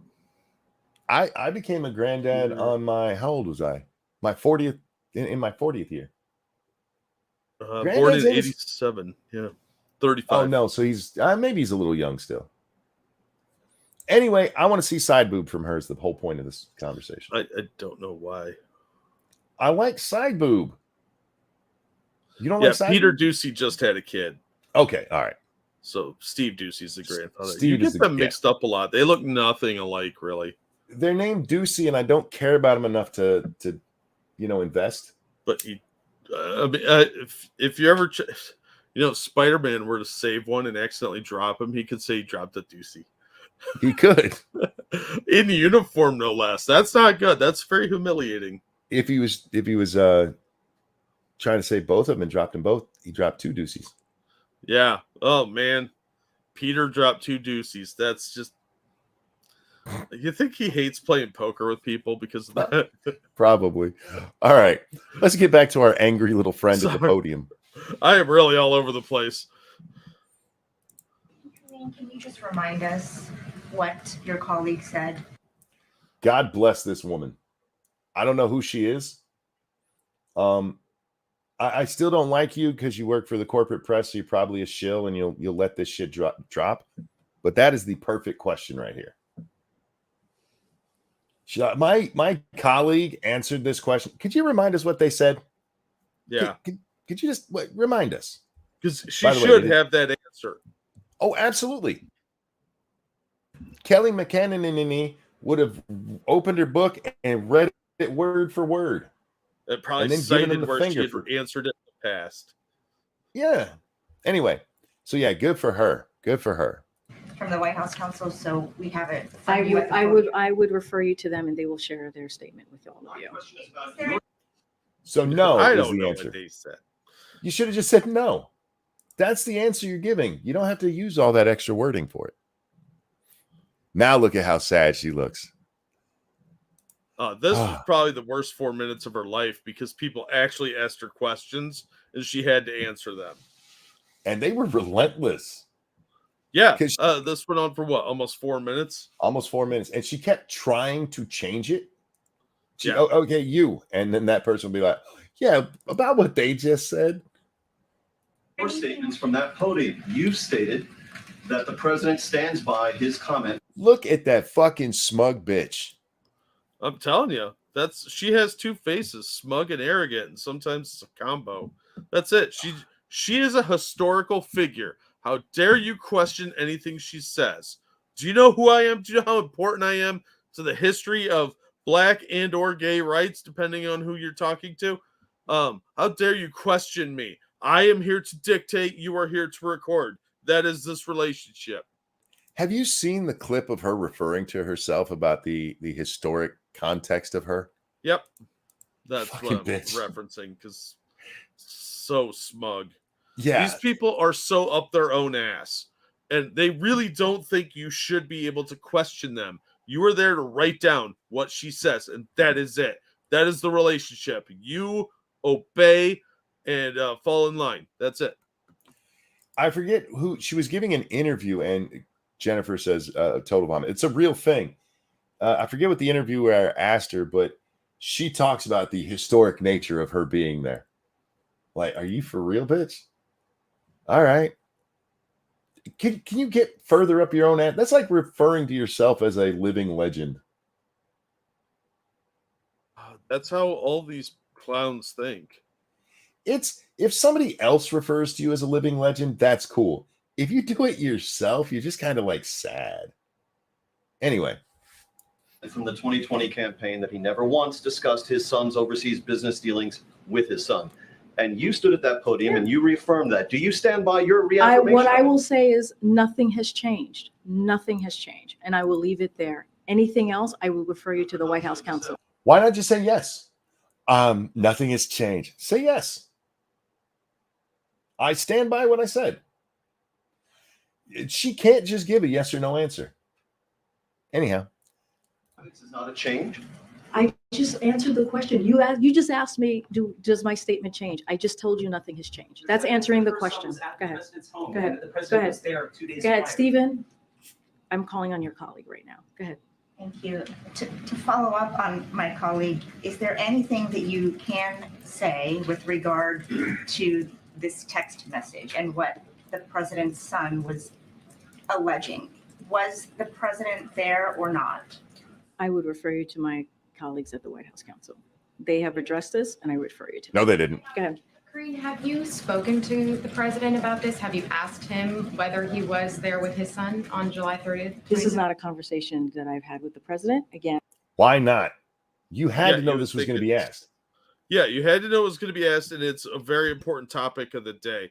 And it's now all over the media because a lot of media are shockingly reporting on this. Well, he didn't die in the first 3 months, so it might be time to take him out other ways. Yeah. Got to get Kamala in there so she can have a good run for 2024. I think they're going to try and get Newsom in there. I think what they'll do is if they manage to get Joe out, they'll try to bring Newsom in as the VP. Yeah. All right. and I would refer you to the White House Do Council. you plan to have that conversation with the president? No. Did the president speak? You're the press secretary. Everybody in here now for 3 minutes has been asking you about this. Do you plan to talk to the president? No. Why would I want to do that? Excuse me, I am busy being a historic figure. Do you mind not asking me these intrusive questions about other people? Let's talk about how amazing I am. Eagle says they don't want Kamala. They don't want her, but they're stuck with her because they're very short-sighted retards.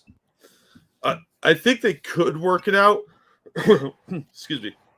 Where if Joe steps down soon, she can finish out his term and they just don't have her as the candidate, which would be dangerous and risky, but they definitely don't want to keep her as the presidential nominee.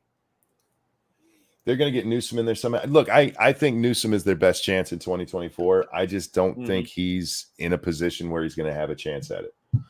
I don't think so either, but I think that's what they want. I have to agree. I think they want Newsom in there because he's been going around on all these weird speaking things. For somebody who's not running for president, he's doing an awful lot of campaigning.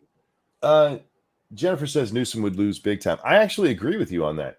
Newsom is very popular in California. Yeah. Very popular in New York. Maybe Portland. Seattle. Yeah, but he's Craig Stilson from the Dead Zone. You're not wrong, Faithless. You were not wrong. It's one of the mistakes they make where they think they're more popular with their leftist bullshit than they actually are. Yeah. I would love a Newsom run because I think it would be a big pushback on a lot of the not. By the way, they just asked her a couple more times, are you going to talk to the president? She says no. I think Newsom would be a part of the pendulum swinging back because people be like, I'm sorry, what did he just say? Did he really say that he was proud of signing the bill that made it okay for a 25-year-old man to fuck a 15-year-old boy? Yeah, he's got a lot of dirty laundry that won't play well in most of the country. Yeah. And he'll win a couple of key states, like you said, California, New York, maybe Chicago, but it's not enough to win. Newsom's one saving grace is he is a decent speaker.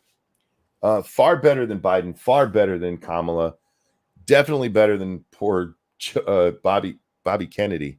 Ugh. Yeah.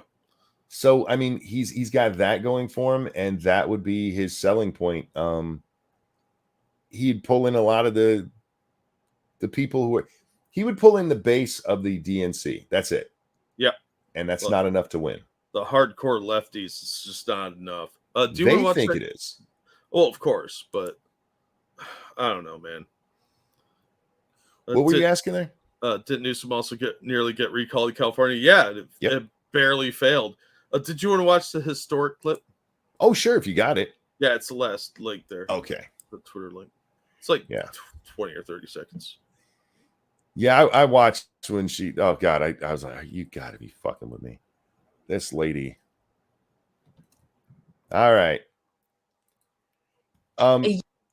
That picture that we had at the beginning there. What is with discount Don Lemon here? I don't know. Even he looks a little annoyed. He's like, what? She should never do interviews like this. It makes her look even more like a clown. It does. All right. It also looks like she's on the toilet. She's kind of leaning forward. Yeah. She's got her elbows on her knees. Yeah, like she's straining. As she sends out an angry tweet. Who does number 2 work for? Okay, here we go. A year in this role, there's been a couple of things that has made me incredibly proud. Many things that made me incredibly proud to be at that podium during this historic moment. Again, this is a historic administration. I'm a historic figure, and I certainly walk in history every day. But this is also a historic making administration because of this president.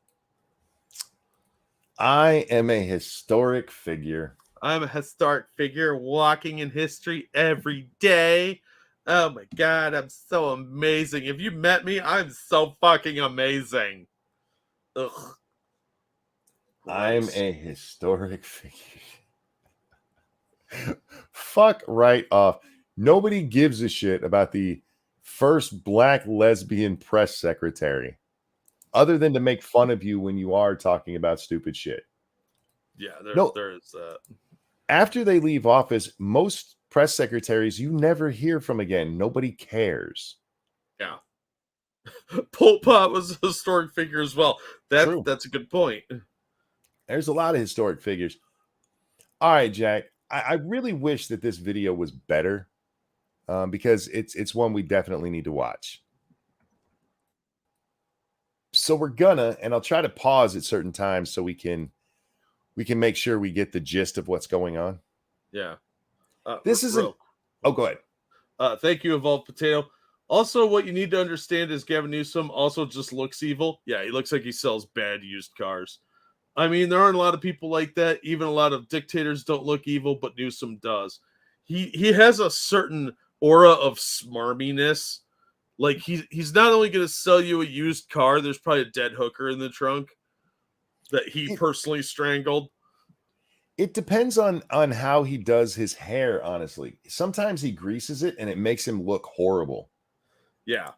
Other times he doesn't and it's not so bad. Plus, for some reason, he's always up really high, so they're always shooting him from a downward position, shooting up. And it has that kind of dictator look to it. It does. Yeah, I don't know why they always do that. Like he probably is like, that's my best angle. Is he like 4'5" and wants to make people think he's taller? Probably. All right. Anyway, so this is an influencer, Jack. Ugh, I hate this woman. She's so gross. All right, help me with the volume here. Trip has been one of the most life-changing trips of my life. It's a little quiet, but okay. There's nothing you can really do about well, it. I turned it down because it seemed a little loud, but here we go. She's an influencer and she's going to China to visit a sweatshop. China trip has been one of the most life-changing trips of my life. Getting to see the whole process of Shein clothing from beginning to end with my own 2 eyes. Shein is a brand you may have heard about. We'll talk more about them when this is over. This was so important for me. Kicking off the trip by heading to the factory of the leading manufacturer. All right, we need to pause right here. Look how nice and clean that looks. Mm-hmm. Look how modern and not crappy at all. That almost looks like if you like sewing, that wouldn't be a bad job. That almost looks like one of those presentation buildings where they show you what they want you to see and not what actually happens. No. Of course not. I mean, Monkey, would they really go to all the trouble to clean up a facility and make it look good for a foreign media personality who also sells their stuff? Not just a media personality. There was that group of fat people we saw just a moment ago. Uh-huh. This chick jumps her video a lot, so it's really hard to get it at the right. So I wonder if we can. Let's see. See if we can get the. She's really bad at editing. Like jump cuts are my friend. Can we get to the group of fatties? Oh. Oh, Follow right. the Doppler effect of the moo. Here we go. These are all different influencers that were invited over there.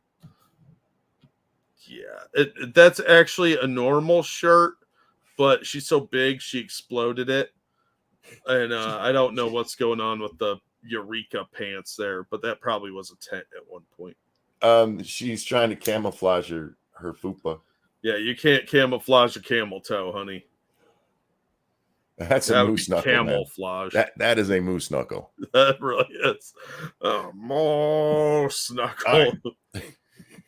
Like, getting to see the whole process of Shein clothing from beginning to end with my own two eyes was so important for me. Kicking off the trip by heading to the factory of the leading manufacturer for Shein was the perfect way to start. I was really excited and impressed to see the working conditions. And I don't mean to judge, but she's one of those people that looks like a flip book where you can, like there's a head and then the torso part and then the feet, and you can flip them to make funny characters. Yes. From here down does not match from here up. Yeah, I don't understand how you get that shape. Like, that is a gigantic ass and thighs. This makes me think God has a flip book and a sense of humor. I have no doubt about that. You've seen the platypus. Yeah, fair enough. She's a human platypus. It's probably venomous too. And why did she steal Mo Howard's haircut? Probably to distract from everything going on down here. That's fair, I guess. next day, we headed to the Shein Innovation Center. This facility blew my mind. It's over 600,000 square feet. There's so much technology, and Shein is just... I love the so much technology. You mean U.S. technology that they stole? Yeah. And look at that big empty room. This is clearly a place where they bring like investors. And this is not one of their functional factories. I mean, that last couple of shots we saw was like a third of the staff that place was capable of. There's no way that that's an actual factory where they're making all these clothes. Such a developed and complex company, and it was so beautiful to see firsthand. I was able to interview a woman that worked in the fabric cutting department, and you guys know me, she's an investigative journalist, so I asked her all of our questions and she answered them honestly and authentically. Look at all that empty space, all that empty wasted space. It makes no sense. You're paying attention to the actual video, which is a good thing, but I'm paying attention to her audio. Did you hear all the audio jump cuts there? Oh yeah. Yeah, this entire thing is giant jump cuts. She had to jump cut to change whatever adjective she used originally. Yeah, her rambling nonsense probably. Oh, it was like a beautiful burrito, full of things that I love. Oh, I'm kind of hungry now. I'm gonna go get a burrito at the taco truck. You guys want anything? Oh, I should edit this out. This is Chinese propaganda being done by American influencers. Dumb ones. And again, she's not the only one who made a video about this, Jack. Apparently all of the people on that trip did. Yeah, I don't doubt it. And that's probably a busload of money was shoveled at them to do it too. I was very surprised at all the rumors that have been spread in the US. She told me about her family, her lifestyle, her commute, her hours. Our last stop was to the Shein warehouse. This place was massive. It's massive, all right. She's got front butt.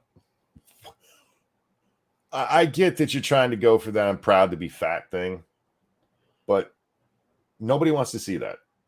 No, nobody wants to look at you. You're gross. Jack, I have trouble wearing shirts because they hurt.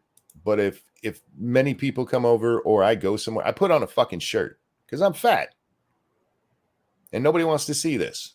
Yeah. Same here, buddy. Same here. It's about 84 acres and almost fully run by technology and automation. I was really impressed by the extensive checklist that each item had to go through before it's shipped off. I think my biggest takeaway from this trip is to be an independent thinker, get the facts and see it with your own two eyes. There's a narrative fed to us in the US, and I'm one that always likes to be open-minded and seek the truth. So I'm grateful for that about my... You don't seek the truth. You're a sucker for shitty propaganda. Yeah. This is lazy propaganda. You can't look at that factory and say, this place is producing the volume that's needed for all the stores where this elite shit is sold. There's no way, even 3 shifts, there's no way that place produces that much product. Let's see the other factories. Well, Jack, I'm glad you brought that up. Yeah, you're welcome. I am here to help you with segues, good or bad. Because I went and looked, because I hadn't heard of this company before. All I had to hear was Chinese and see this propaganda shit and going, right, yeah, that's fake. Here's a picture from the real place. Does that look like what we saw? Not even close, but that looks like an actual factory floor. She's obviously never been in a busy factory, because what they showed you is obviously not where everything is produced, unless they were producing for a very, very select elite, like award shows type shit. That's not what these people do. The stuff's sold in stores and online. Thank you, Frosty Glasser says we get fortune for her at wet markets. Yeah, no guys, shit. We run a sweatshop around here, but we do it for you. Please like and share and tell your friends, your family that bitch you hate. Get them over here. And if you can, donate to Jack or myself. Yeah, this is a story about how these guys are getting some pushback for their fucking stupid shit. Young people, I get it, okay? You're young and you're stupid, and somebody comes to you and goes, did you know that the U.S. is lying about China? Did you hear? She said she talked to one person who was shocked, just shocked by the rumors that go around in America. Yeah, you talk to one person who they obviously hand selected for you to talk to. I was able to talk to one person that worked there. One person? That's all you were able to talk to? No, that's not suspicious at all. Jack, she asked the questions that people want to know the answer to. And immediately bought whatever canned response they gave her. Yeah. Hey, you got to think for yourself. You got to actually go to China to understand. You know what, Jack? If you go to North Korea, you'll find out the North Koreans love the ills. Yeah, because you will see that Potemkin village that they put up where everybody is just in agreement with how great everything is. It's not a fake at all for these suckers in the American tourism. No, this is obviously unbiased because she talked to one person. There's no way that's a plant. Why would they do that? Look, you're dumb and fat and gross looking. That's not a healthy combination. You're not going to survive life in any fun way. You're going to be an unhappy, miserable tub of goo because you're stupid, you're ugly, and you're fat. You're going to be a miserable person the rest of your life. There was a guy a few years back, another influencer, who went to North Korea and did this same kind of nonsense. He didn't go to a factory. He just went to the country and was like, oh, you would not believe how great it is here. Yeah, because you're not spending any real time there. And most countries are pretty cool if you go to some touristy areas or see their elite sections and you're there for like a couple days or a week or two and then you leave. You don't deal with any of the politics of anything. Have you ever been to a small village in Thailand where when they play the emperor's music, everybody just stops what they're doing and the police come around and anybody caught doing anything other than like putting their head down or covering their heart gets beaten? No, because normal people don't see that shit. They don't enforce that in the tourist areas. We saw this same thing when Donald Trump called different countries shithole countries, and Conan O'Brien. Is it that one swanky resort? Where was that in? Is that Haiti? It was Haiti or Puerto Rico? Puerto Rico, one of those. Yeah. And he's like, "Look, it's beautiful here," and everybody rightfully was like, "Motherfucker, you're the resort."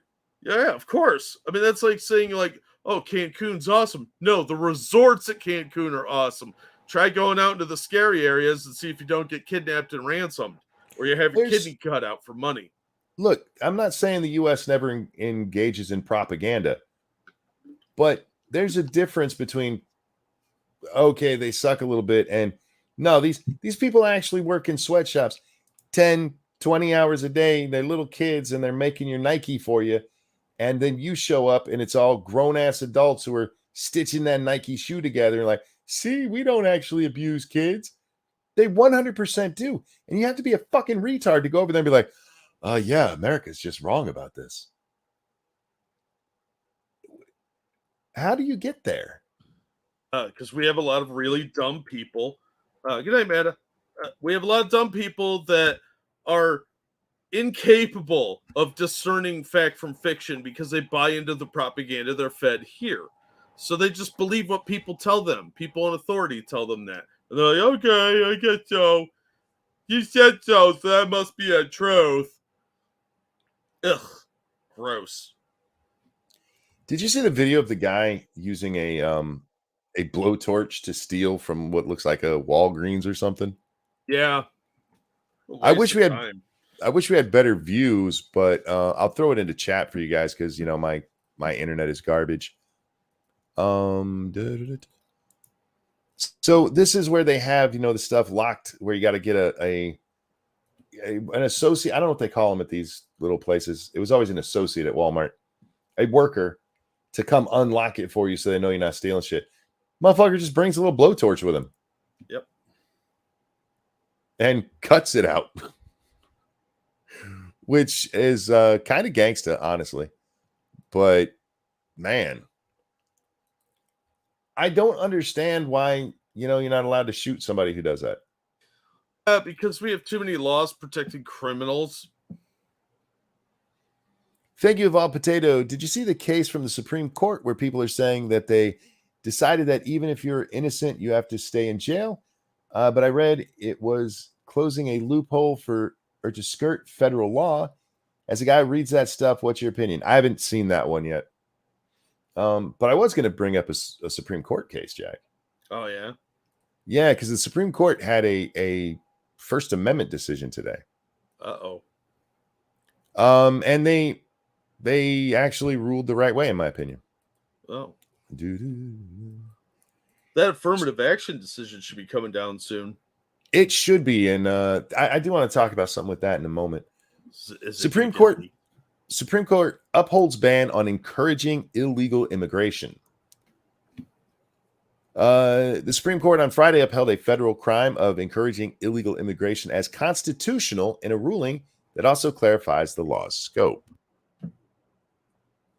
In a 7-2 vote, the justices sided with the Justice Department in reversing a lower court's decision that found the crime unconstitutional on First Amendment grounds for sweeping too far into protected speech. Writing for the majority, Justice Amy Coney Barrett clarified the law only permits the government to prosecute actual facilitation of illegal immigration, not benign statements, so it does not address so it's not a free speech concern. So yeah, the issue here was whether or not you could not just encourage illegal immigration, Jack, but be like, what happened is this guy was promising people that he could get them citizenship if they came to America and gave him a bunch of money. Wow. Yeah. So he wasn't just saying, hey, come to America. He was saying that in the context of come here illegally and I will help get you set up. I will help facilitate a crime here. Free speech does not cover criminal activity. Yep. Can you guess which? Oh, sorry. I'm sorry. Can you guess which two of these idiots didn't vote for this? That new lady, yep, whose name escapes me. Brown Jackson. Yeah, Jackson, and the fat retarded looking one. Yes, yeah. The fat Spanish lady, Sonia Sotomayor. Those are the two. I was thinking Kagan. Oh, wait. If you're saying fat, Kagan, she's not near as fat as Sotomayor. No, but she looks like she's got the downs. She does look like she has the downs. But no, Kagan went with the majority on this one. If it's going to be a immigration thing and it's anti-laws against illegal immigration, it will always be Sotomayor, I promise you. Remember, she's smarter than white men. That's true. Yeah, she told us that. So, yeah, I don't have a problem with this because, yeah, we're not talking about just free speech. This isn't saying, hey, I don't think illegal immigration should be illegal. That is protected by free speech. Yeah. This motherfucker was fraudulently having illegals come into the country so that he could, I'm using air quotes, help them. He got $1.8 million. What? Yeah. 1.8 million. Tell me again how illegal immigration is not an issue. $1.8 million through this scheme. Interesting, huh? Yeah. There was another Supreme Court case that came down regarding the Navajo Nation there in Colorado. They think that the U.S. government owes them water. Yeah, I saw this. That was a pretty strange one. Yeah, in that case, the Navajo Nation is claiming that they deserve basically all rights to the lower part of the Colorado River. And the United States like, no, you don't. Yeah. Signed treaties. And so what they did is they read the treaty and go, that's not what the treaty says. How would you go about guaranteeing a water supply for what is effectively considered like a homeland of another people? We don't sign treaties like that. That makes no sense. And they sure as shit wanted to sign a treaty like that in the 1800s. There are two tributary rivers running off the Colorado that go through the Navajo Nation. And apparently they're saying it's not enough because I think they have either 117 or 175,000 people that they need this water for. Yeah. Either way, it's not the U.S.'s job to give them water. Yeah, it's not in the treaties. Yeah, it's not in the treaties. And you can't guarantee that anyway because rivers go dry all the time. And there is a problem with water out that way to begin with, where most states along like the Colorado River aren't getting enough water. Yeah. And largely that's due to California, and the drought. But those rivers have been running poorly for a while, and nobody ever thought that they're when they did the treaty, nobody ever thought they would have that many people. So it would have been impossible to back that up to begin with. You couldn't force that. You can't control how much water goes downriver. No. So yeah, that was the other decision. That one was a 5-4 with Gorsuch going on with the liberal ladies. Because Gorsuch apparently is a big Indian guy for some reason. I don't know why. Well, I mean, I get that they've been shafted time and time again, but this was not part of the treaty. You can't just invent a requirement for the government to give you water. That you start to sound like a welfare queen then. Like, you owe us basic living. No, that's not how that works. Faithless says send them almonds from California. Look, Colorado, all of you who depend on that Colorado River, y'all need to tell California to get fucked and desalinate their own fucking water. Yeah, well, that would fix most of these problems to begin with, is desalination plants. Yep. But that makes the coast ugly. Yeah, it makes it ugly, and it puts out carbon. Even though trees love that shit, no, we can't do that. Yeah. So, yeah, I mean, I get that they're having problems, but that's a problem throughout that entire region. It's multi-states. It's not just the Navajo. Nobody's trying to dam up their water supply. That's not what's happening. It's just there's not enough water to go around. Too many people, not enough resource. Yeah. Back in the day, we used to move when that happened. Yeah, the entire towns would shut down and become ghost towns because resources dried up. And all kinds of excess salt. I mean, all kinds you wouldn't know what to do with. What? You're going to shut down the city of Las Vegas in Southern California? I don't think so. I would, yeah. I'd absolutely tell them to get fucked. You're going to destroy your own state for California? Fuck them. Yeah. Well, Nevada has to import a lot of water as it is, but I don't know. I don't know. I don't think there's an easy answer to this stuff. Stop overusing the resources and use different ones. Yeah. It's pretty simple. And as far as the salt, I mean, it's not like the water, you're not going to empty the ocean. Now, you can take the salt if you want to, drop it. Have little barges that go out 10 miles and drop that shit there. It'll be picked up in the current, and within a couple of weeks, it'll be Fuck fine. no, you sell that salt to Montana. They got winter. Oh, there you go. There's here's- ways we here's can deal with it brine without salt. having to destroy the ecosystem right off the coast. Anyhow, so yeah, those are the. Go ahead, Jack. I'm sorry. Yeah, I blame the Mexicans. I blame everybody because that's who I am. Yeah. Now, about the Supreme Court decision, this is the Harvard case that you were talking about with affirmative action.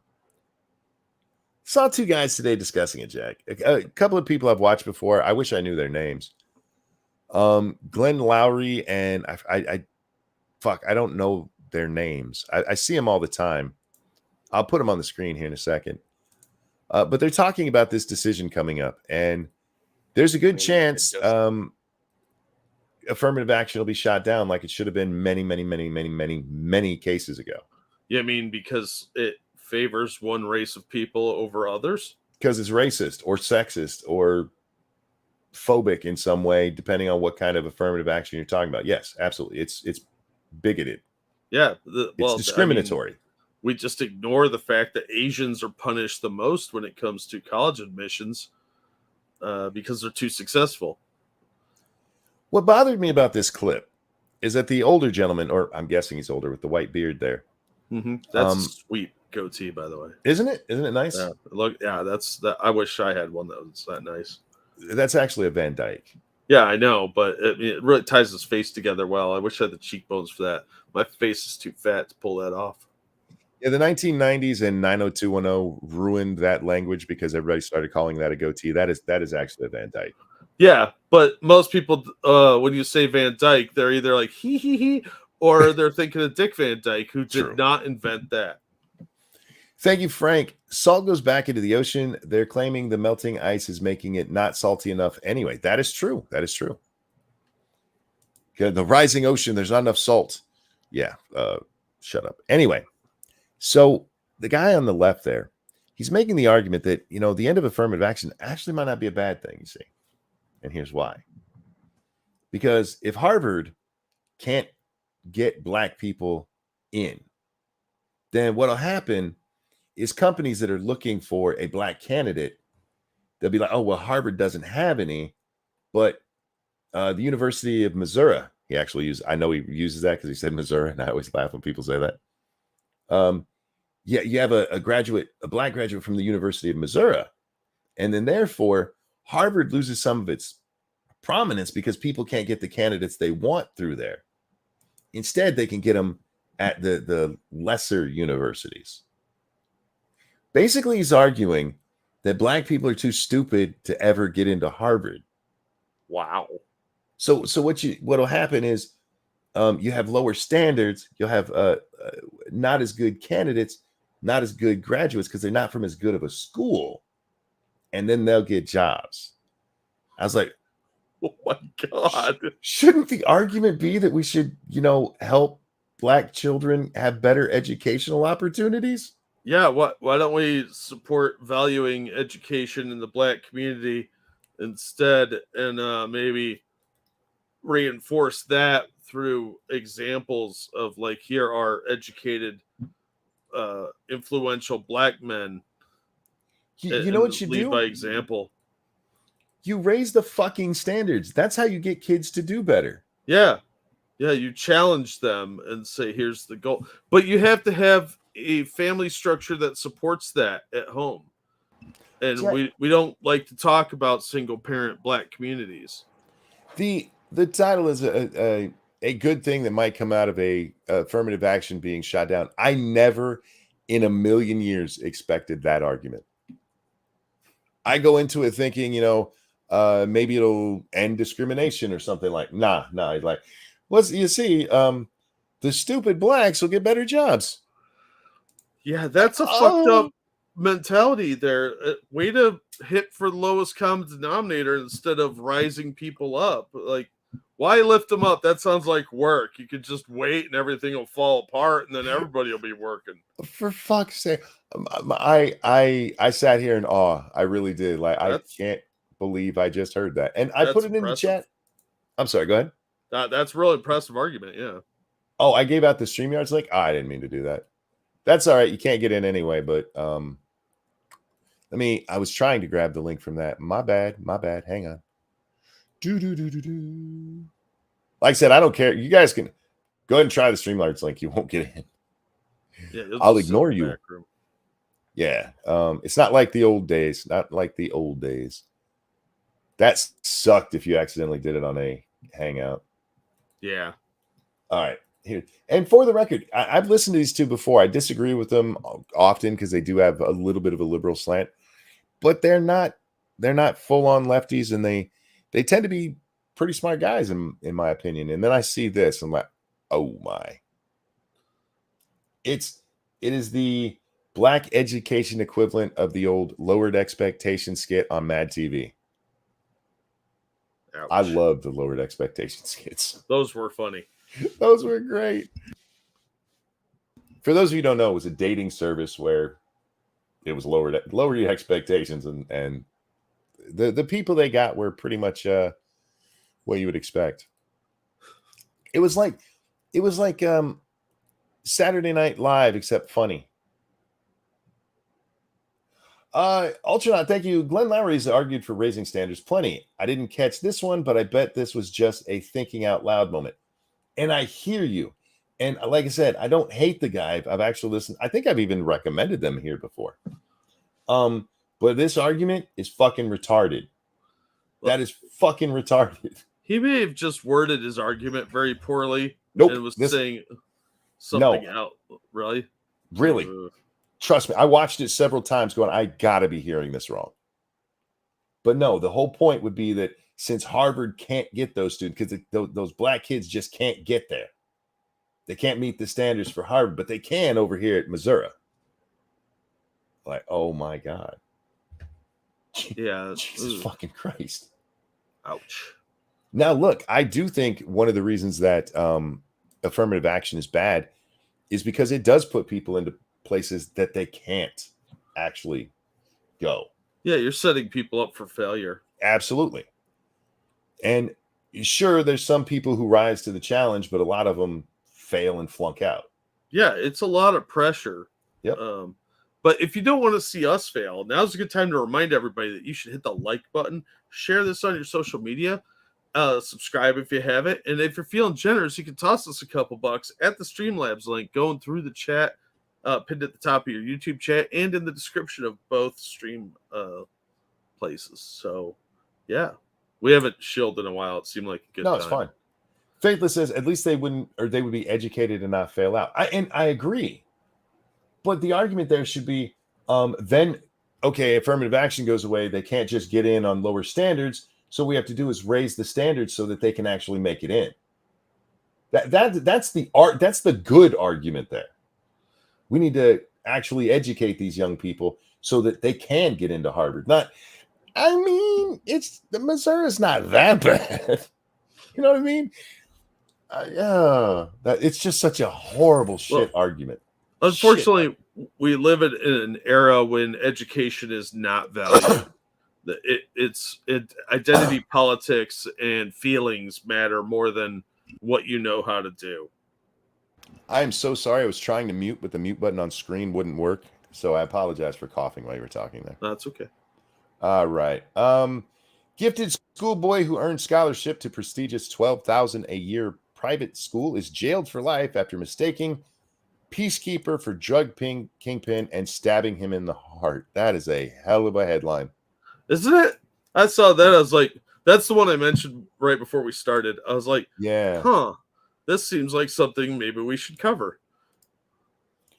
A gifted schoolboy who had won a scholarship to a $12,000 a year private school has been sentenced to life in prison after being hired by a drug lord to kill a rival gang leader.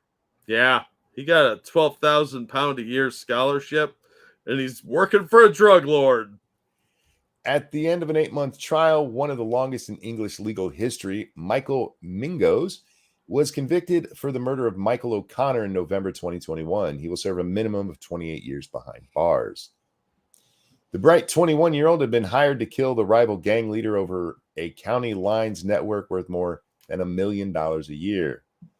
8 others were also convicted of murder, but it was Mingos who delivered the fatal blow, thrusting a knife into O'Connor's heart. Yeah, that'll fucking do it. Yeah, they keep saying how smart he is, but he got the wrong guy. How smart was he?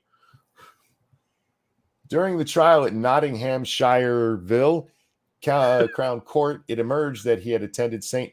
Bede's, I don't care, college, a Catholic school in Whalley Range, Manchestershireville, and appeared to have a bright future ahead of him. While sentencing, Mr. Justice Turner referenced his intelligence and... All right, Jack. Mm-hmm. I hear your thing about him stabbing the wrong guy. How intelligent can he be, right? Uh-huh. How intelligent can he be taking the job in the first place?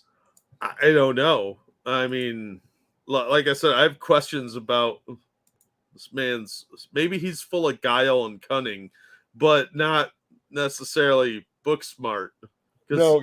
I mean, a little bit of wisdom tells you this is a terrible plan. I think you got it backwards. He got the book smart and nothing else. I don't know. Yeah, he doesn't have any wisdom. He may be smart in other ways, but he can retain information that he's read. He just can't, think. Because that's all you really need to be good at school is the ability to retain information. Yeah, it's intelligence versus wisdom. Yeah, just repeat what was said to you, and there you go. The court heard how 31-year-old O'Connor, who had been acting as a peacemaker between 2 gangs, was killed by mistake. Mingos, who was 19 at the time, and his associates thought that he was the drug lord that they had been tasked with killing. Yeah, this genius 19-year-old didn't think to get a photo of the guy they were supposed to kill. A dispute between the 2 gangs first surfaced after a crime boss in Nottinghamshireville tried to take control of a profitable Class A drug line from Leonard Ward, 41, and Jerome Shared, 30, who was freed from prison. When he was freed from prison. All right. When he was freed from prison. Ward and Sheard, who were handed life sentence with minimum terms of 32 and 31 years respectively, contacted their suppliers in Manchesterville Shire. 37-year-old Benjamin Taylor, a man described in court as steeped in a history of extreme violence. They put together a hit squad to carry out the planned attack made up of Taylor's drug dealers. Taylor was also sentenced to life. So the guy they were trying to kill, he's just laughing now. Probably he won technically because their own group is apparently full of idiots who don't know what this guy looks like. And took out the whole thing all the way up to the boss man. Yeah. Yeah, like they stabbed the wrong guy that they were all mad at, and they hired this other dude who did the killing blow, but nobody knew what the guy looked like. Like, the Warriors killed Cyrus. The gang agreed to meet the rival leader at the Poets Corner pub in Nottinghamshireville, but instead they were sent to O'Connor, a cosmetic clinic owner.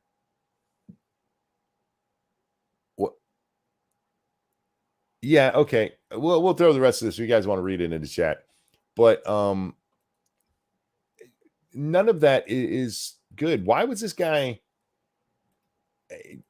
Look, I don't know anything about what's going on there in Nottinghamshireville and all that place, but this gifted student, he's basically a low-level thug in a gang. Yeah, he was a drug dealer for a little while. And then he got this like academic scholarship thing. There's a difference between book smart and smart. If you guys have questions out there, let me help you out. It's never a good idea to accept a contract for murder. Yeah, it generally backfires on you spectacularly. And you know what? Sometimes it can take years and years, Jack, but they tend to all get caught. I mean, did you ever watch the Iceman Diaries? Oh my God, yeah. That dude was stone cold. Yeah, evil. Yeah, just pure evil. I mean, some of the ways he described killing and the joy he got out of it was just fucking weird. He was a mafia hitman, guys, and I think it was on HBO. They did this. It was several episodes with him, right? Yeah.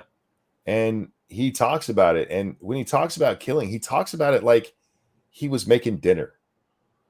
Yeah, but with less enthusiasm. It was like tying his shoes kind of excitement level. Yeah, so I had to kill this guy. And Frank Hubbard, thank you. He's just a poor boy from a poor family. Indeed, apparently. I still have a problem with life sentences not being the rest of your life. Yeah. It should be a little longer than the lifespan of a goldfish.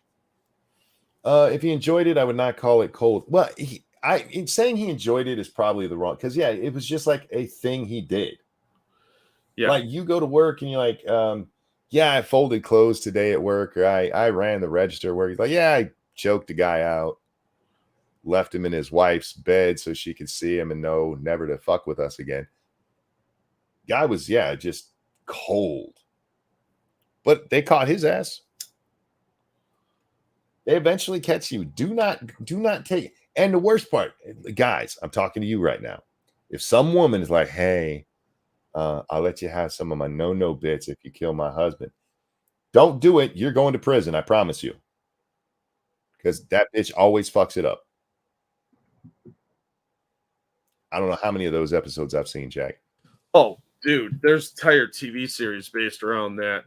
So yeah, it's not surprising. Yeah, don't fall for the majesty of the booty, guys. It's not worth it. It always backfires, and she will rat you out in a second, and it will all be your idea, and you will get framed for all of it. What you do is you go, all right, look, I'll do it. Make sure there's no recording devices around. You're in a field when you say that, and be like, but you got to at least suck this first. And then when she does that, ghost the bitch and call the police. Yeah, be like, I need to wear a wire, and then she has to suck you again, and then the cops have to listen to it, and then voyeurism gets filled. Anyway, I think the principal thing here is if you're a drug kingpin and somebody's like, look, we want to meet with you, and you send the mediator guy and he ends up stabbed to death, pretty sure you dodged a bullet. And I also say, don't become the mediator guy for gangs. Yeah, that's a short life expectancy. Look what happened to Cyrus. Yeah, don't do that shit. You're going to get killed. All right, let's move along, shall we? What else we got here? Manipur, fears grow over Indian state on brink of civil war. Is this what Mr. Hunter Biden's trying to make money off of? It might be. All right. We are pretty good at sending money into random places. Last week, a retired lieutenant general in India's army bemoaned the volatile state of affairs in his native Manipur, a violence-racked state in the northeast of the country. The state is now stateless, tweeted Mr. Singh. I'm sorry, I couldn't even try that one. Nishikanta. Nishikanta. What if it was Nishikanta? Well, imagine what the I stands for, because it's I Nishikanta Singh. L Nishikanta Singh. Bob Singh. Life and property can be destroyed anytime by anyone, just like in Libya, Lebanon, Nigeria, Syria, etc. Wow. Yeah, that's what I said too. And look at the Russians, the copycats. Libya, Lebanon, Nigeria, and Syria. Those are not places you ever want your city compared to. Right? Nearly 2 months after it was convulsed by ethnic violence, Manipur is teetering on what many believe is the brink of a civil war. Clashes between... This is basically the same thing as the last one. It's gang violence. Yeah. Between the majority MITAM, sure, and the Kuki. Don't fuck with the Kuki community. They're going to fuck you up. They crazy. And you can fit like 30 of them in a car. Well played. Have left more than 100 dead and over 400 wounded. Nearly 60,000 people have been displaced and taken shelter in some 350 camps. Some 40,000 security forces, armed soldiers, paramilitaries, police are struggling to quell the violence. Only a quarter of the more than 4,000 weapons looted by mob from police armories have...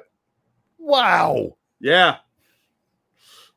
4,000 weapons looted by mobs from police authority armories have been voluntarily returned since the violence began. Yeah, a quarter of that. That's only 1,000. There's still 3,000 extra weapons floating around. The level of mistrust between the warring communities has sharpened, with both accusing security forces of being partisan.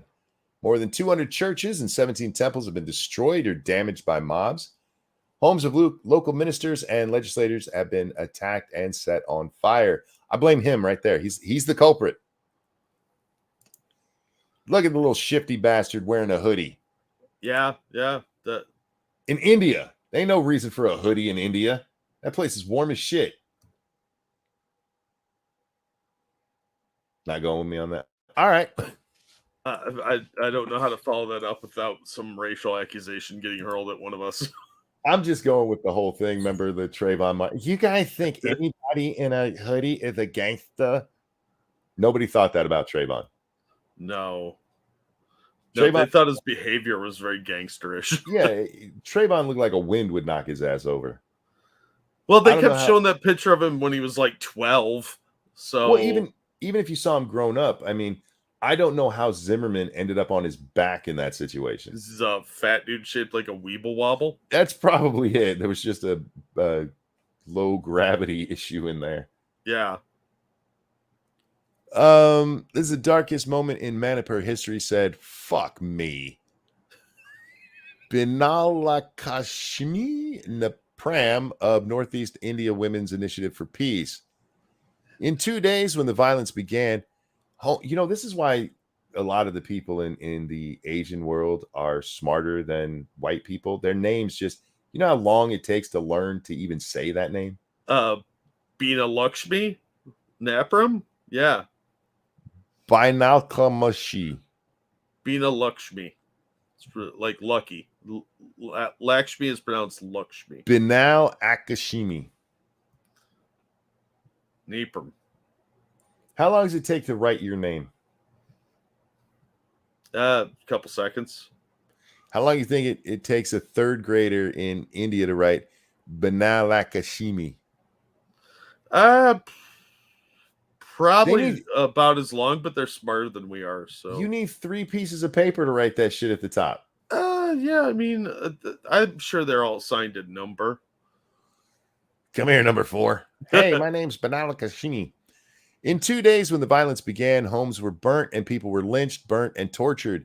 Manipur has not seen this kind and type of violence in its modern history. Well, I mean, I'm just going by what I'm seeing here. I wouldn't assign modern to anything I'm seeing here, except for the hoodie. Yeah, well, modern is a relative term.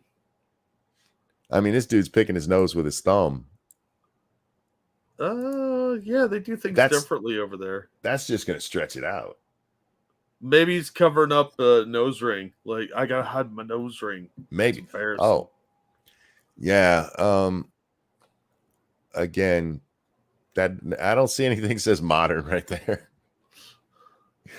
Well, yeah, this is fucked up. I hope they can get control over there, but 3,000 guns still on the streets. In the hands of people who are a violent mob is probably not a good idea. Yeah, and you know what part of the argument here is? What's that the Maitai are upset that the Kuki are growing poppy plants. Oh, drug war. Yeah, so it's a lot of ethnic disparity there. There's like apparently about 36 tribes, I think I read, in that region. So you've got a lot of different ethnic issues going on there that are they're not working together. They're just boiling over. Nobody's making an effort to, it's a very tribal society region. I hear you, but I'm going to say something's probably going to get us in a lot of trouble. This is we shit. I'm just some hitchhiker. How can they tell? You know what I mean? They wear specific types of clothing, and their caste system is very noticeable. Like they got Crips and Bloods colors. Wouldn't it be easy to just infiltrate the other one by switching clothes a little bit? I would think so. Well, in a lot of these regions, you're talking about like small towns and stuff. So, all right. I mean, I don't know. You guys are all from the same place. Relax.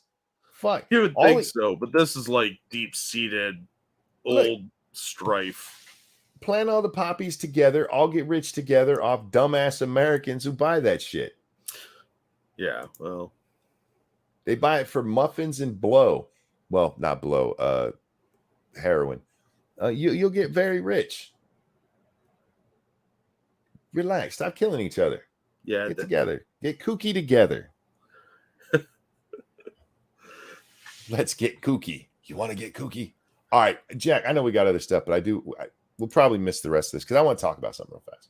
Are we going to talk about Putin's press conference coming up? No, is he getting ready to talk? He's supposed to talk at 9 a.m. Moscow time. Massive just reminded me. Oh no, I'm gonna be playing a zombie game by then. No, that's 2 a.m. our time. I'm thinking, what's the difference between a fleshlight and the Titan? Nothing. They both contain dead semen. Wow, that's harsh. Yeah, well, Look, I have no problems with jokes about that stuff. When they were still looking for him, it's like kind of hold out, guys. You can have some jokes, but don't be wishing for their death. Now that they're dead, it's like the Challenger. Do you remember as a kid when the Challenger blew up, taking a book of matches and flinging a match as you light it and going, "What's this? The Challenger." yeah. It's okay to have some fun with some gross. It's sad, especially that one kid who apparently didn't even want to go, but he was frightened. But it was his dad's thing, the Titanic, and it was Father's Day coming up, so he went and died with his dad. Yeah. That's a good son right there. Yeah, it is. And it fucking you need another 7 astronauts. Yes. That joke's still funny. Well, yeah, I mean, it's tragic what happened there, but I mean, that's a good kid. Like, all right, Dad, I'll do it for you. It's Father's Day. Let's go die in a tin can. So, Jack, no, what I want to talk about, because I've seen way too many articles on this, and you and I both watched the movie The Flash. Uh-huh. And I've seen a bunch of things like what went wrong with The Flash. And that script was a big help. Hold that thought. One of the prevailing thoughts seems to be that James Gunn said that he's redoing the entire universe, so none of it mattered. All right, fair enough. That's not the problem with The Flash at all, period, end of story. You might have some people that like, well, I'm not going to see it because it's not part of the expanded universe, but that's not the issue with it. That movie just sucked. Yeah, it was very clearly reshot at several key points in the movie because the story doesn't flow consistently. Barry at about half the movie is very self-confident, very in his own as a hero. Other times he's completely incompetent and foolish and silly. Well, let's very explain inconsistent. For people who don't know the story that's going on here. We'll try not to spoil too much, but the Flash goes back in time, runs into a version of himself. So Ezra Miller is playing 2 versions of himself on the screen. And at different times in the movie, we'll call it current day Ezra, the current day Flash, is very confident, and other times he's very cowardly. And then for seemingly no reason whatsoever, the other one is either brave or cowardly in the same situations, but it's the reverse. And it makes no sense. They flip-flop the role as to who is the brave one. Yeah. And who is insecure and incompetent. And they play the Barry character, the younger one especially, as one of the most incompetent, retarded people you will ever run into. Yeah. He's just ridiculously dumb. Well, and a lot of that I blame on the fact that this movie has been reshot at least one entire time. Mm-hmm. There are at least 2 full cuts of this movie because they didn't like the first one and they reshot it. They had to rebuild sets. Yeah. Like, this thing is going to be a colossal flop. Arguably one of the worst in history because they spent like $200 million rebuilding sets so they could reshoot scenes. Because instead of being like, hey, maybe we should look at this and see how it looks before we tear anything down, they're like, yeah, we're done with that one. Take it down. It's fine. The only redeeming part for me is actually where the worlds collide. That part was kind of cool. Yeah, that was cool. I thought Michael Keaton did a great job, but he could not save that movie. Well, Michael Keaton did a fine job, but even his character makes no sense. He's like, I'm not helping you. And then out of nowhere, like, all right, I'll help you. Well, like the pitch meeting thing, did you see that? I absolutely did. Yes. 2.5 minutes, everybody comes around. It's about right, actually. The Supergirl part, I mean, it makes no sense. Look, again, that actress did fine for the role she was given, but I saw people just dumping praise on her. I'm like, she didn't do much. She didn't do much. Her character made no sense being there because they did introduce Supergirl in the regular Snyderverse. Yeah. I mean, it was implied that she was there, but they did actually do it. She was alluded to in the Justice League movie. If you watch the Snyder cut, they alluded to Kara a little bit, but she was never referenced otherwise. So nobody, no non-nerd knows who the fuck that is. They're like, I don't know. You kind of explained it in a few sentences, but it doesn't make any sense. And she's a totally different ethnicity than Clark. Yeah, and like I said, she did fine for the role she had, but it was almost like it's tacked on. And they had one of those moments me and Scribe talk about, like the unearned moment. Yeah, there's a lot of that. Yeah, they have to go save Supergirl because she's being kept out of the sun so she doesn't have her powers. And Flash says something to her, which she says to him later, and like, oh, didn't that? But it didn't come off as sweet. It just came off as trying too hard. Yeah. Because they had no other real interaction. Yeah, it interrupted the pacing quite a bit. Oh, God, yeah. Every time they tried to have an endearing moment, they had to crack a joke. And that was really annoying because that's the thing now. You're not allowed to have tension in film. And not just that. I mean, sometimes they threw in jokes that made no sense. Some that were just completely inappropriate for the moment. Yeah. Like if somebody had said that in real life, you'd be like, dude, are you serious right now? Well, that's not appropriate. Yeah, and it would be the kind of thing where somebody would go, dude. And instead, they just let it go. But this movie was supposed to build up. You could tell where Zaslav came in. Because this movie, those weird, inappropriate moments were obviously part of a different film. And when Zaslav came in and he canned Batgirl after it was done filming, which if you see the stills from that movie looked like real dog shit. But I'd like to see it just to see how bad it is. Because I bet that was like Catwoman with Halle Berry bad. But it was supposed to lead up to the DCU where they had the new Trinity, where you had Batgirl, Supergirl, and Wonder Woman. Yeah. And that was all canned as soon as the merger went through. So obviously some elements of that are still lingering here because they were trying to make Supergirl a thing and it just didn't work out.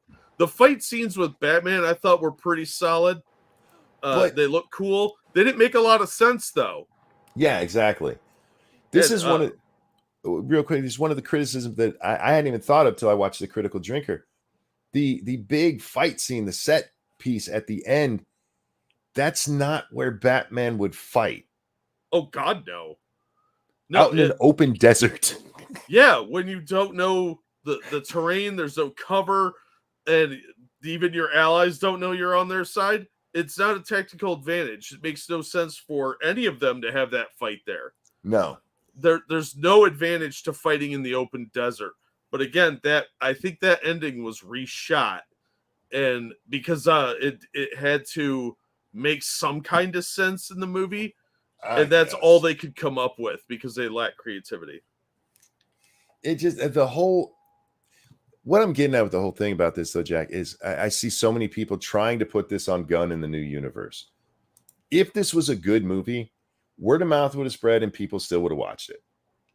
The problem is it's a shit movie and word of mouth spread and people aren't going to go watch it. Yeah. It is really bad, guys. There's an opening scene where he's saving babies. If you know anything about this movie, you probably heard it. These babies are some of the worst CGI I've ever seen in my life. Oh my God, the CGI in this was horrifically bad. it looked. I've seen better amateur film on YouTube. Yeah.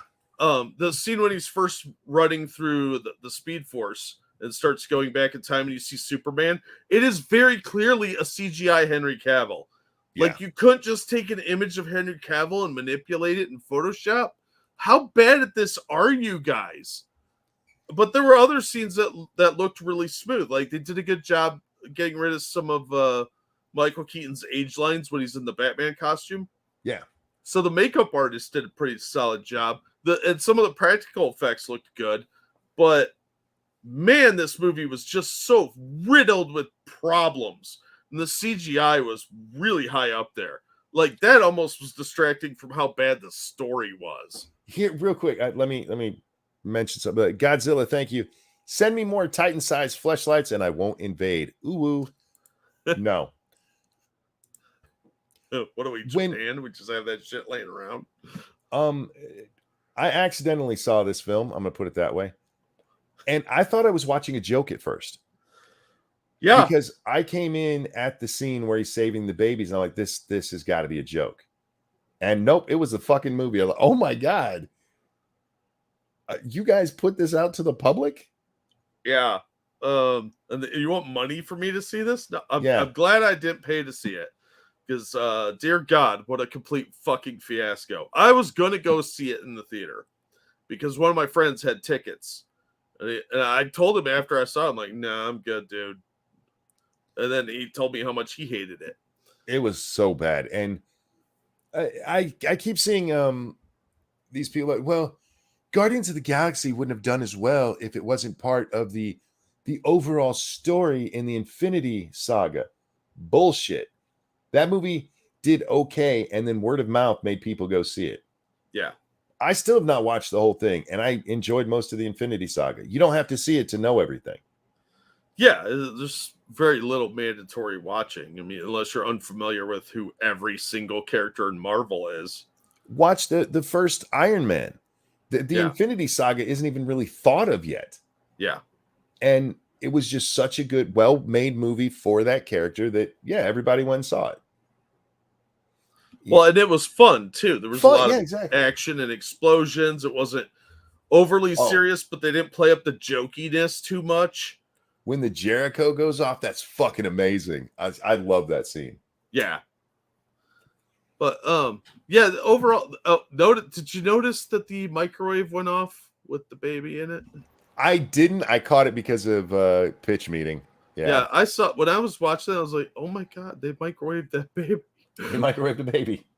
Yeah, there's an actual reason why the baby is in the microwave, because you can't move people too quickly or they get hurt. So he was putting them in there because it's a Faraday cage. Yeah, that's why. Yeah, his suit keeps him from burning up when he's running around, but anybody else moving that fast will just burn from the friction. So to save the babies, he puts them in a microwave. But for some reason, the last baby, the fucking microwave goes off. Yeah, and I was like, you microwaved a baby. You're a monster. Which, I wouldn't put past the actor, but, the character of Flash is a little bit better. I get that they were going for humor there, but that makes zero sense. Yeah, there's a lot of opportunities where they could have told a funny joke. Yeah. And they didn't because they're incapable of recognizing what real comedy is. And again, they're incapable of tension in any respect. Look, I'm not there's a lot of people who've just gotten down on comedy in comic book movies. There should be comedy in them.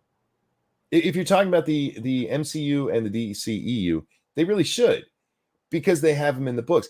My favorite character, Spider-Man, he cracks jokes the whole time he's fighting.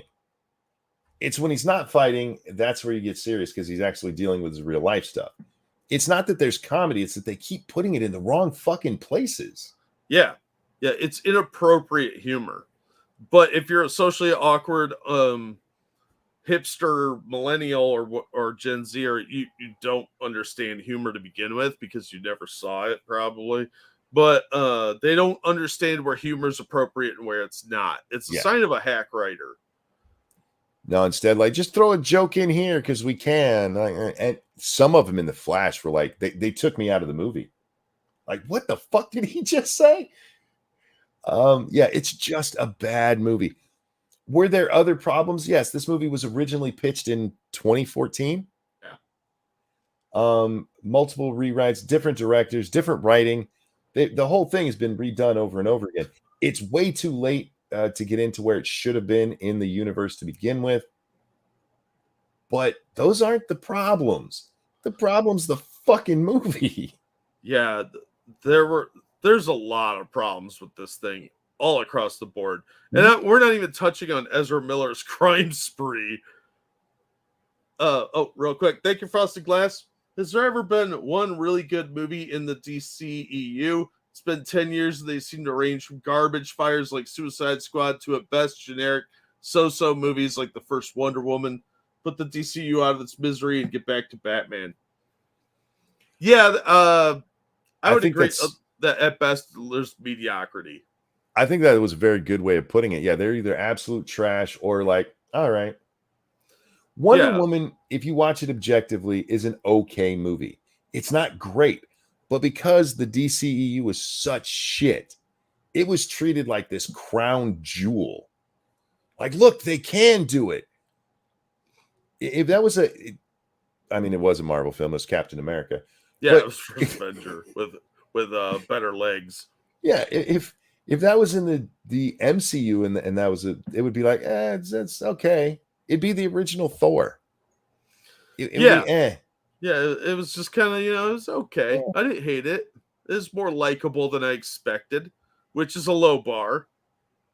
Now, I still haven't seen Shazam. I heard very good things about the first one. The first one's fun. The second one I enjoyed a lot better after I watched The Flash. Oh, okay. I just watched it last night, and I was like, you know what? If I hadn't watched The Flash, I'd have been like, this movie kind of sucks. But since I watched The Flash, I'm like, it's all right. Yeah. It's like Ant-Man. It's okay. Yeah. I didn't hate it. Ant-Man is a good one to compare to like Wonder Woman. Ant-Man, the original, the second one, I didn't care for it. I stopped watching it. I got bored. Yeah, the third one's terrible, dude. It was like, it's a movie. I'm not going to ask for my money back. It wasn't horrible, but it wasn't Iron Man. The DC, they need a hard reboot. Just like, all right, none of this shit happened. Let's start again. Yeah. So I liked the first Shazam because I thought it was fun. It was like a kid's movie. Yeah. If I was like 13, I'd love that film. I took my dad to see it because he was a big Captain Marvel fan as a kid because he's super old. And even he said it was a good kid's movie. There you go. And like Ghostbusters Afterlife. That was a movie aimed at like teenagers. And for what it was fine. Yeah, exactly. But I'm not the target demographic for that. So as an adult watching it, I just thought it was okay. I thought it was fun. I own a copy of Shazam. That was probably the best DCU film. And I think Zachary Levi was great casting as Captain Marvel. But the second movie, probably never going to watch it again. Did you see they're making a second I Am Legend? Yeah. How? Oh, I can answer that actually. Is it a prequel? No. Originally, there was going to be a second one that was going to be a prequel, and it got canceled. This one is a sequel. But in order to do the sequel, they're saying that the alternate ending was actually the canonical ending. In the alternate ending, Will Smith lives. And in the alternate ending, the bad guy who's beating against the glass is just trying to get his woman back. And so Will Smith lets him get his woman back, and he leaves, and Will Smith realizes he became the monster. Oh. He's the legend that they fear. How do you fuck up the Omega Man? That's a fucking classic movie, which was also a remake, by the way, of a Vincent Price movie called The Last Man on Earth, written by Richard Matheson, who gave us some great stuff like Hell House and it was based on a book called I Am Legend. I Am Legend, yeah. Yeah. Yeah, but the Will Smith movie kind of sucked because Omega Man did it better. I've never seen Omega Man. I don't know how you've managed to avoid that one. It's a fucking classic. It's just not one I've seen. I liked I Am Legend until most of I Am Legend. The beginning, the first hour of it is pretty decent for a movie. You're just watching what this poor guy's going through. And it's when they try to get deeper with it that it just falls apart. Yeah, because it's a Will Smith movie, so it's like, no, I gotta have a deeper meaning, man. So they rewrite the ending real fast, and it just turns to shit. But yeah, it's the first time I've ever heard of a movie that's like, okay, we're making a sequel based on the ending that wasn't in theaters. Yeah, I don't understand that because people are gonna rewatch the first one and be like, dude, Yeah. he dead. Most people aren't going to understand that because, yeah, he dies in the theatrical release. Anyway. I don't get it. No, just watch Omega Man and ignore this turd burglar of a film. Keep my dog's name out your motherfucking mouth. Yes. Oh, the dogs. That part was horrible, man. That's part of what they did right. And then, yeah, it's when they bring the other characters in that they fuck it up because one, that fucks up the whole story in the first place. It is how in the book, I mean, they do have the other characters, but the whole idea is that he's alone, last man standing. And they just tried too hard for that Hollywood bullshit. It could have been a great movie. Could have been, but here we are. I just wanted to talk about the Flash thing because I'm tired of seeing people blame it on everything other than the fact that this movie just plain sucks. I see why there's an argument against Snyder or against. I was talking to Frost about Zack Snyder. Against James Gunn here because he did throw in. They reshot that very end scene with the surprise cameo appearance that I'm not going to spoil for everybody, even though it's been spoiled all over the place. That was supposed to be a scene showing that he didn't actually fix what he said he was going to fix, and it's still Michael Keaton as Batman. Yeah. But then they reshot that 2 more times, and we ended up with this one because James Gunn thought it was funny. And that's why people are blaming a lot of it on James Gunn because he tinkered a little bit with it, but it was mostly because this is a franchise dead end, and he doesn't care. And I hear you with that, but what people are blaming him for, it's not that. I haven't seen that one. What they're blaming is simply that that he said it's a hard reboot because now this movie doesn't mean anything. Well, it doesn't. That's why he tinkered with the ending. But again, using that same thing, Iron Man didn't mean anything at the time. There was no plan for Infinity War. Not for Infinity War, but there was for Avengers. Right, but this was a test to see how well it would do, and it did so well that they went ahead with the rest of the project. Yeah. If it had ended right there, it ended right there. But it didn't because it was a good movie. The movie just blows. Yeah, it sucks and blows at the same time. Ezra Miller's not a good actor. Oh, God, no. He's a terrible actor. Look. Who I don't know how he got into this franchise to begin with. Sucking dick. Probably.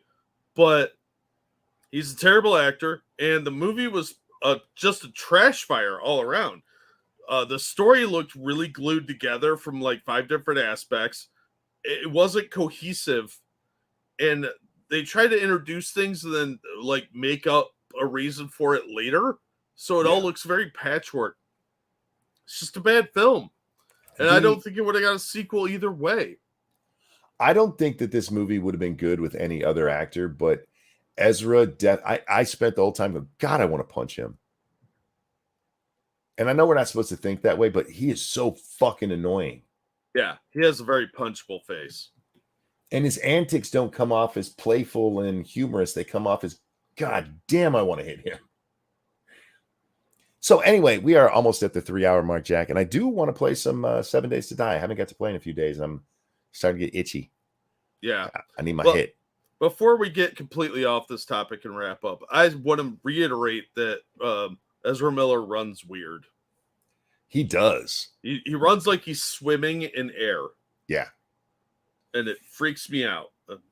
Does he actually run that way, or is he doing it for the character? I can't tell, but I have a sneaking suspicion that he runs that way. Either that or he does the Naruto run where he runs with his hands behind. Oh, yeah. But I don't think he knows how running looks. Yeah, because he looks ridiculous. There's nothing that I liked about his performance at all. No, that movie was just dog shit. And oh my God, what a complete mess. The only redeeming parts to me were Michael Keaton. That was really it. There were a handful of scenes with Michael Keaton that were really cool that I would love to have on like a little clip file and be like, oh, Michael Keaton's awesome. That would be it. No scene with anybody else, just Michael Keaton being Michael Keaton because he's a good actor. Everybody else was a fucking wreck. Well, again, I think the Supergirl did fine, but it was a horrible role. Yeah. There was not much to do. It would be hard to fuck that up. It's the writing that fucked it up. Well, and again, her entire presence in that movie was a complete waste of time. Yeah.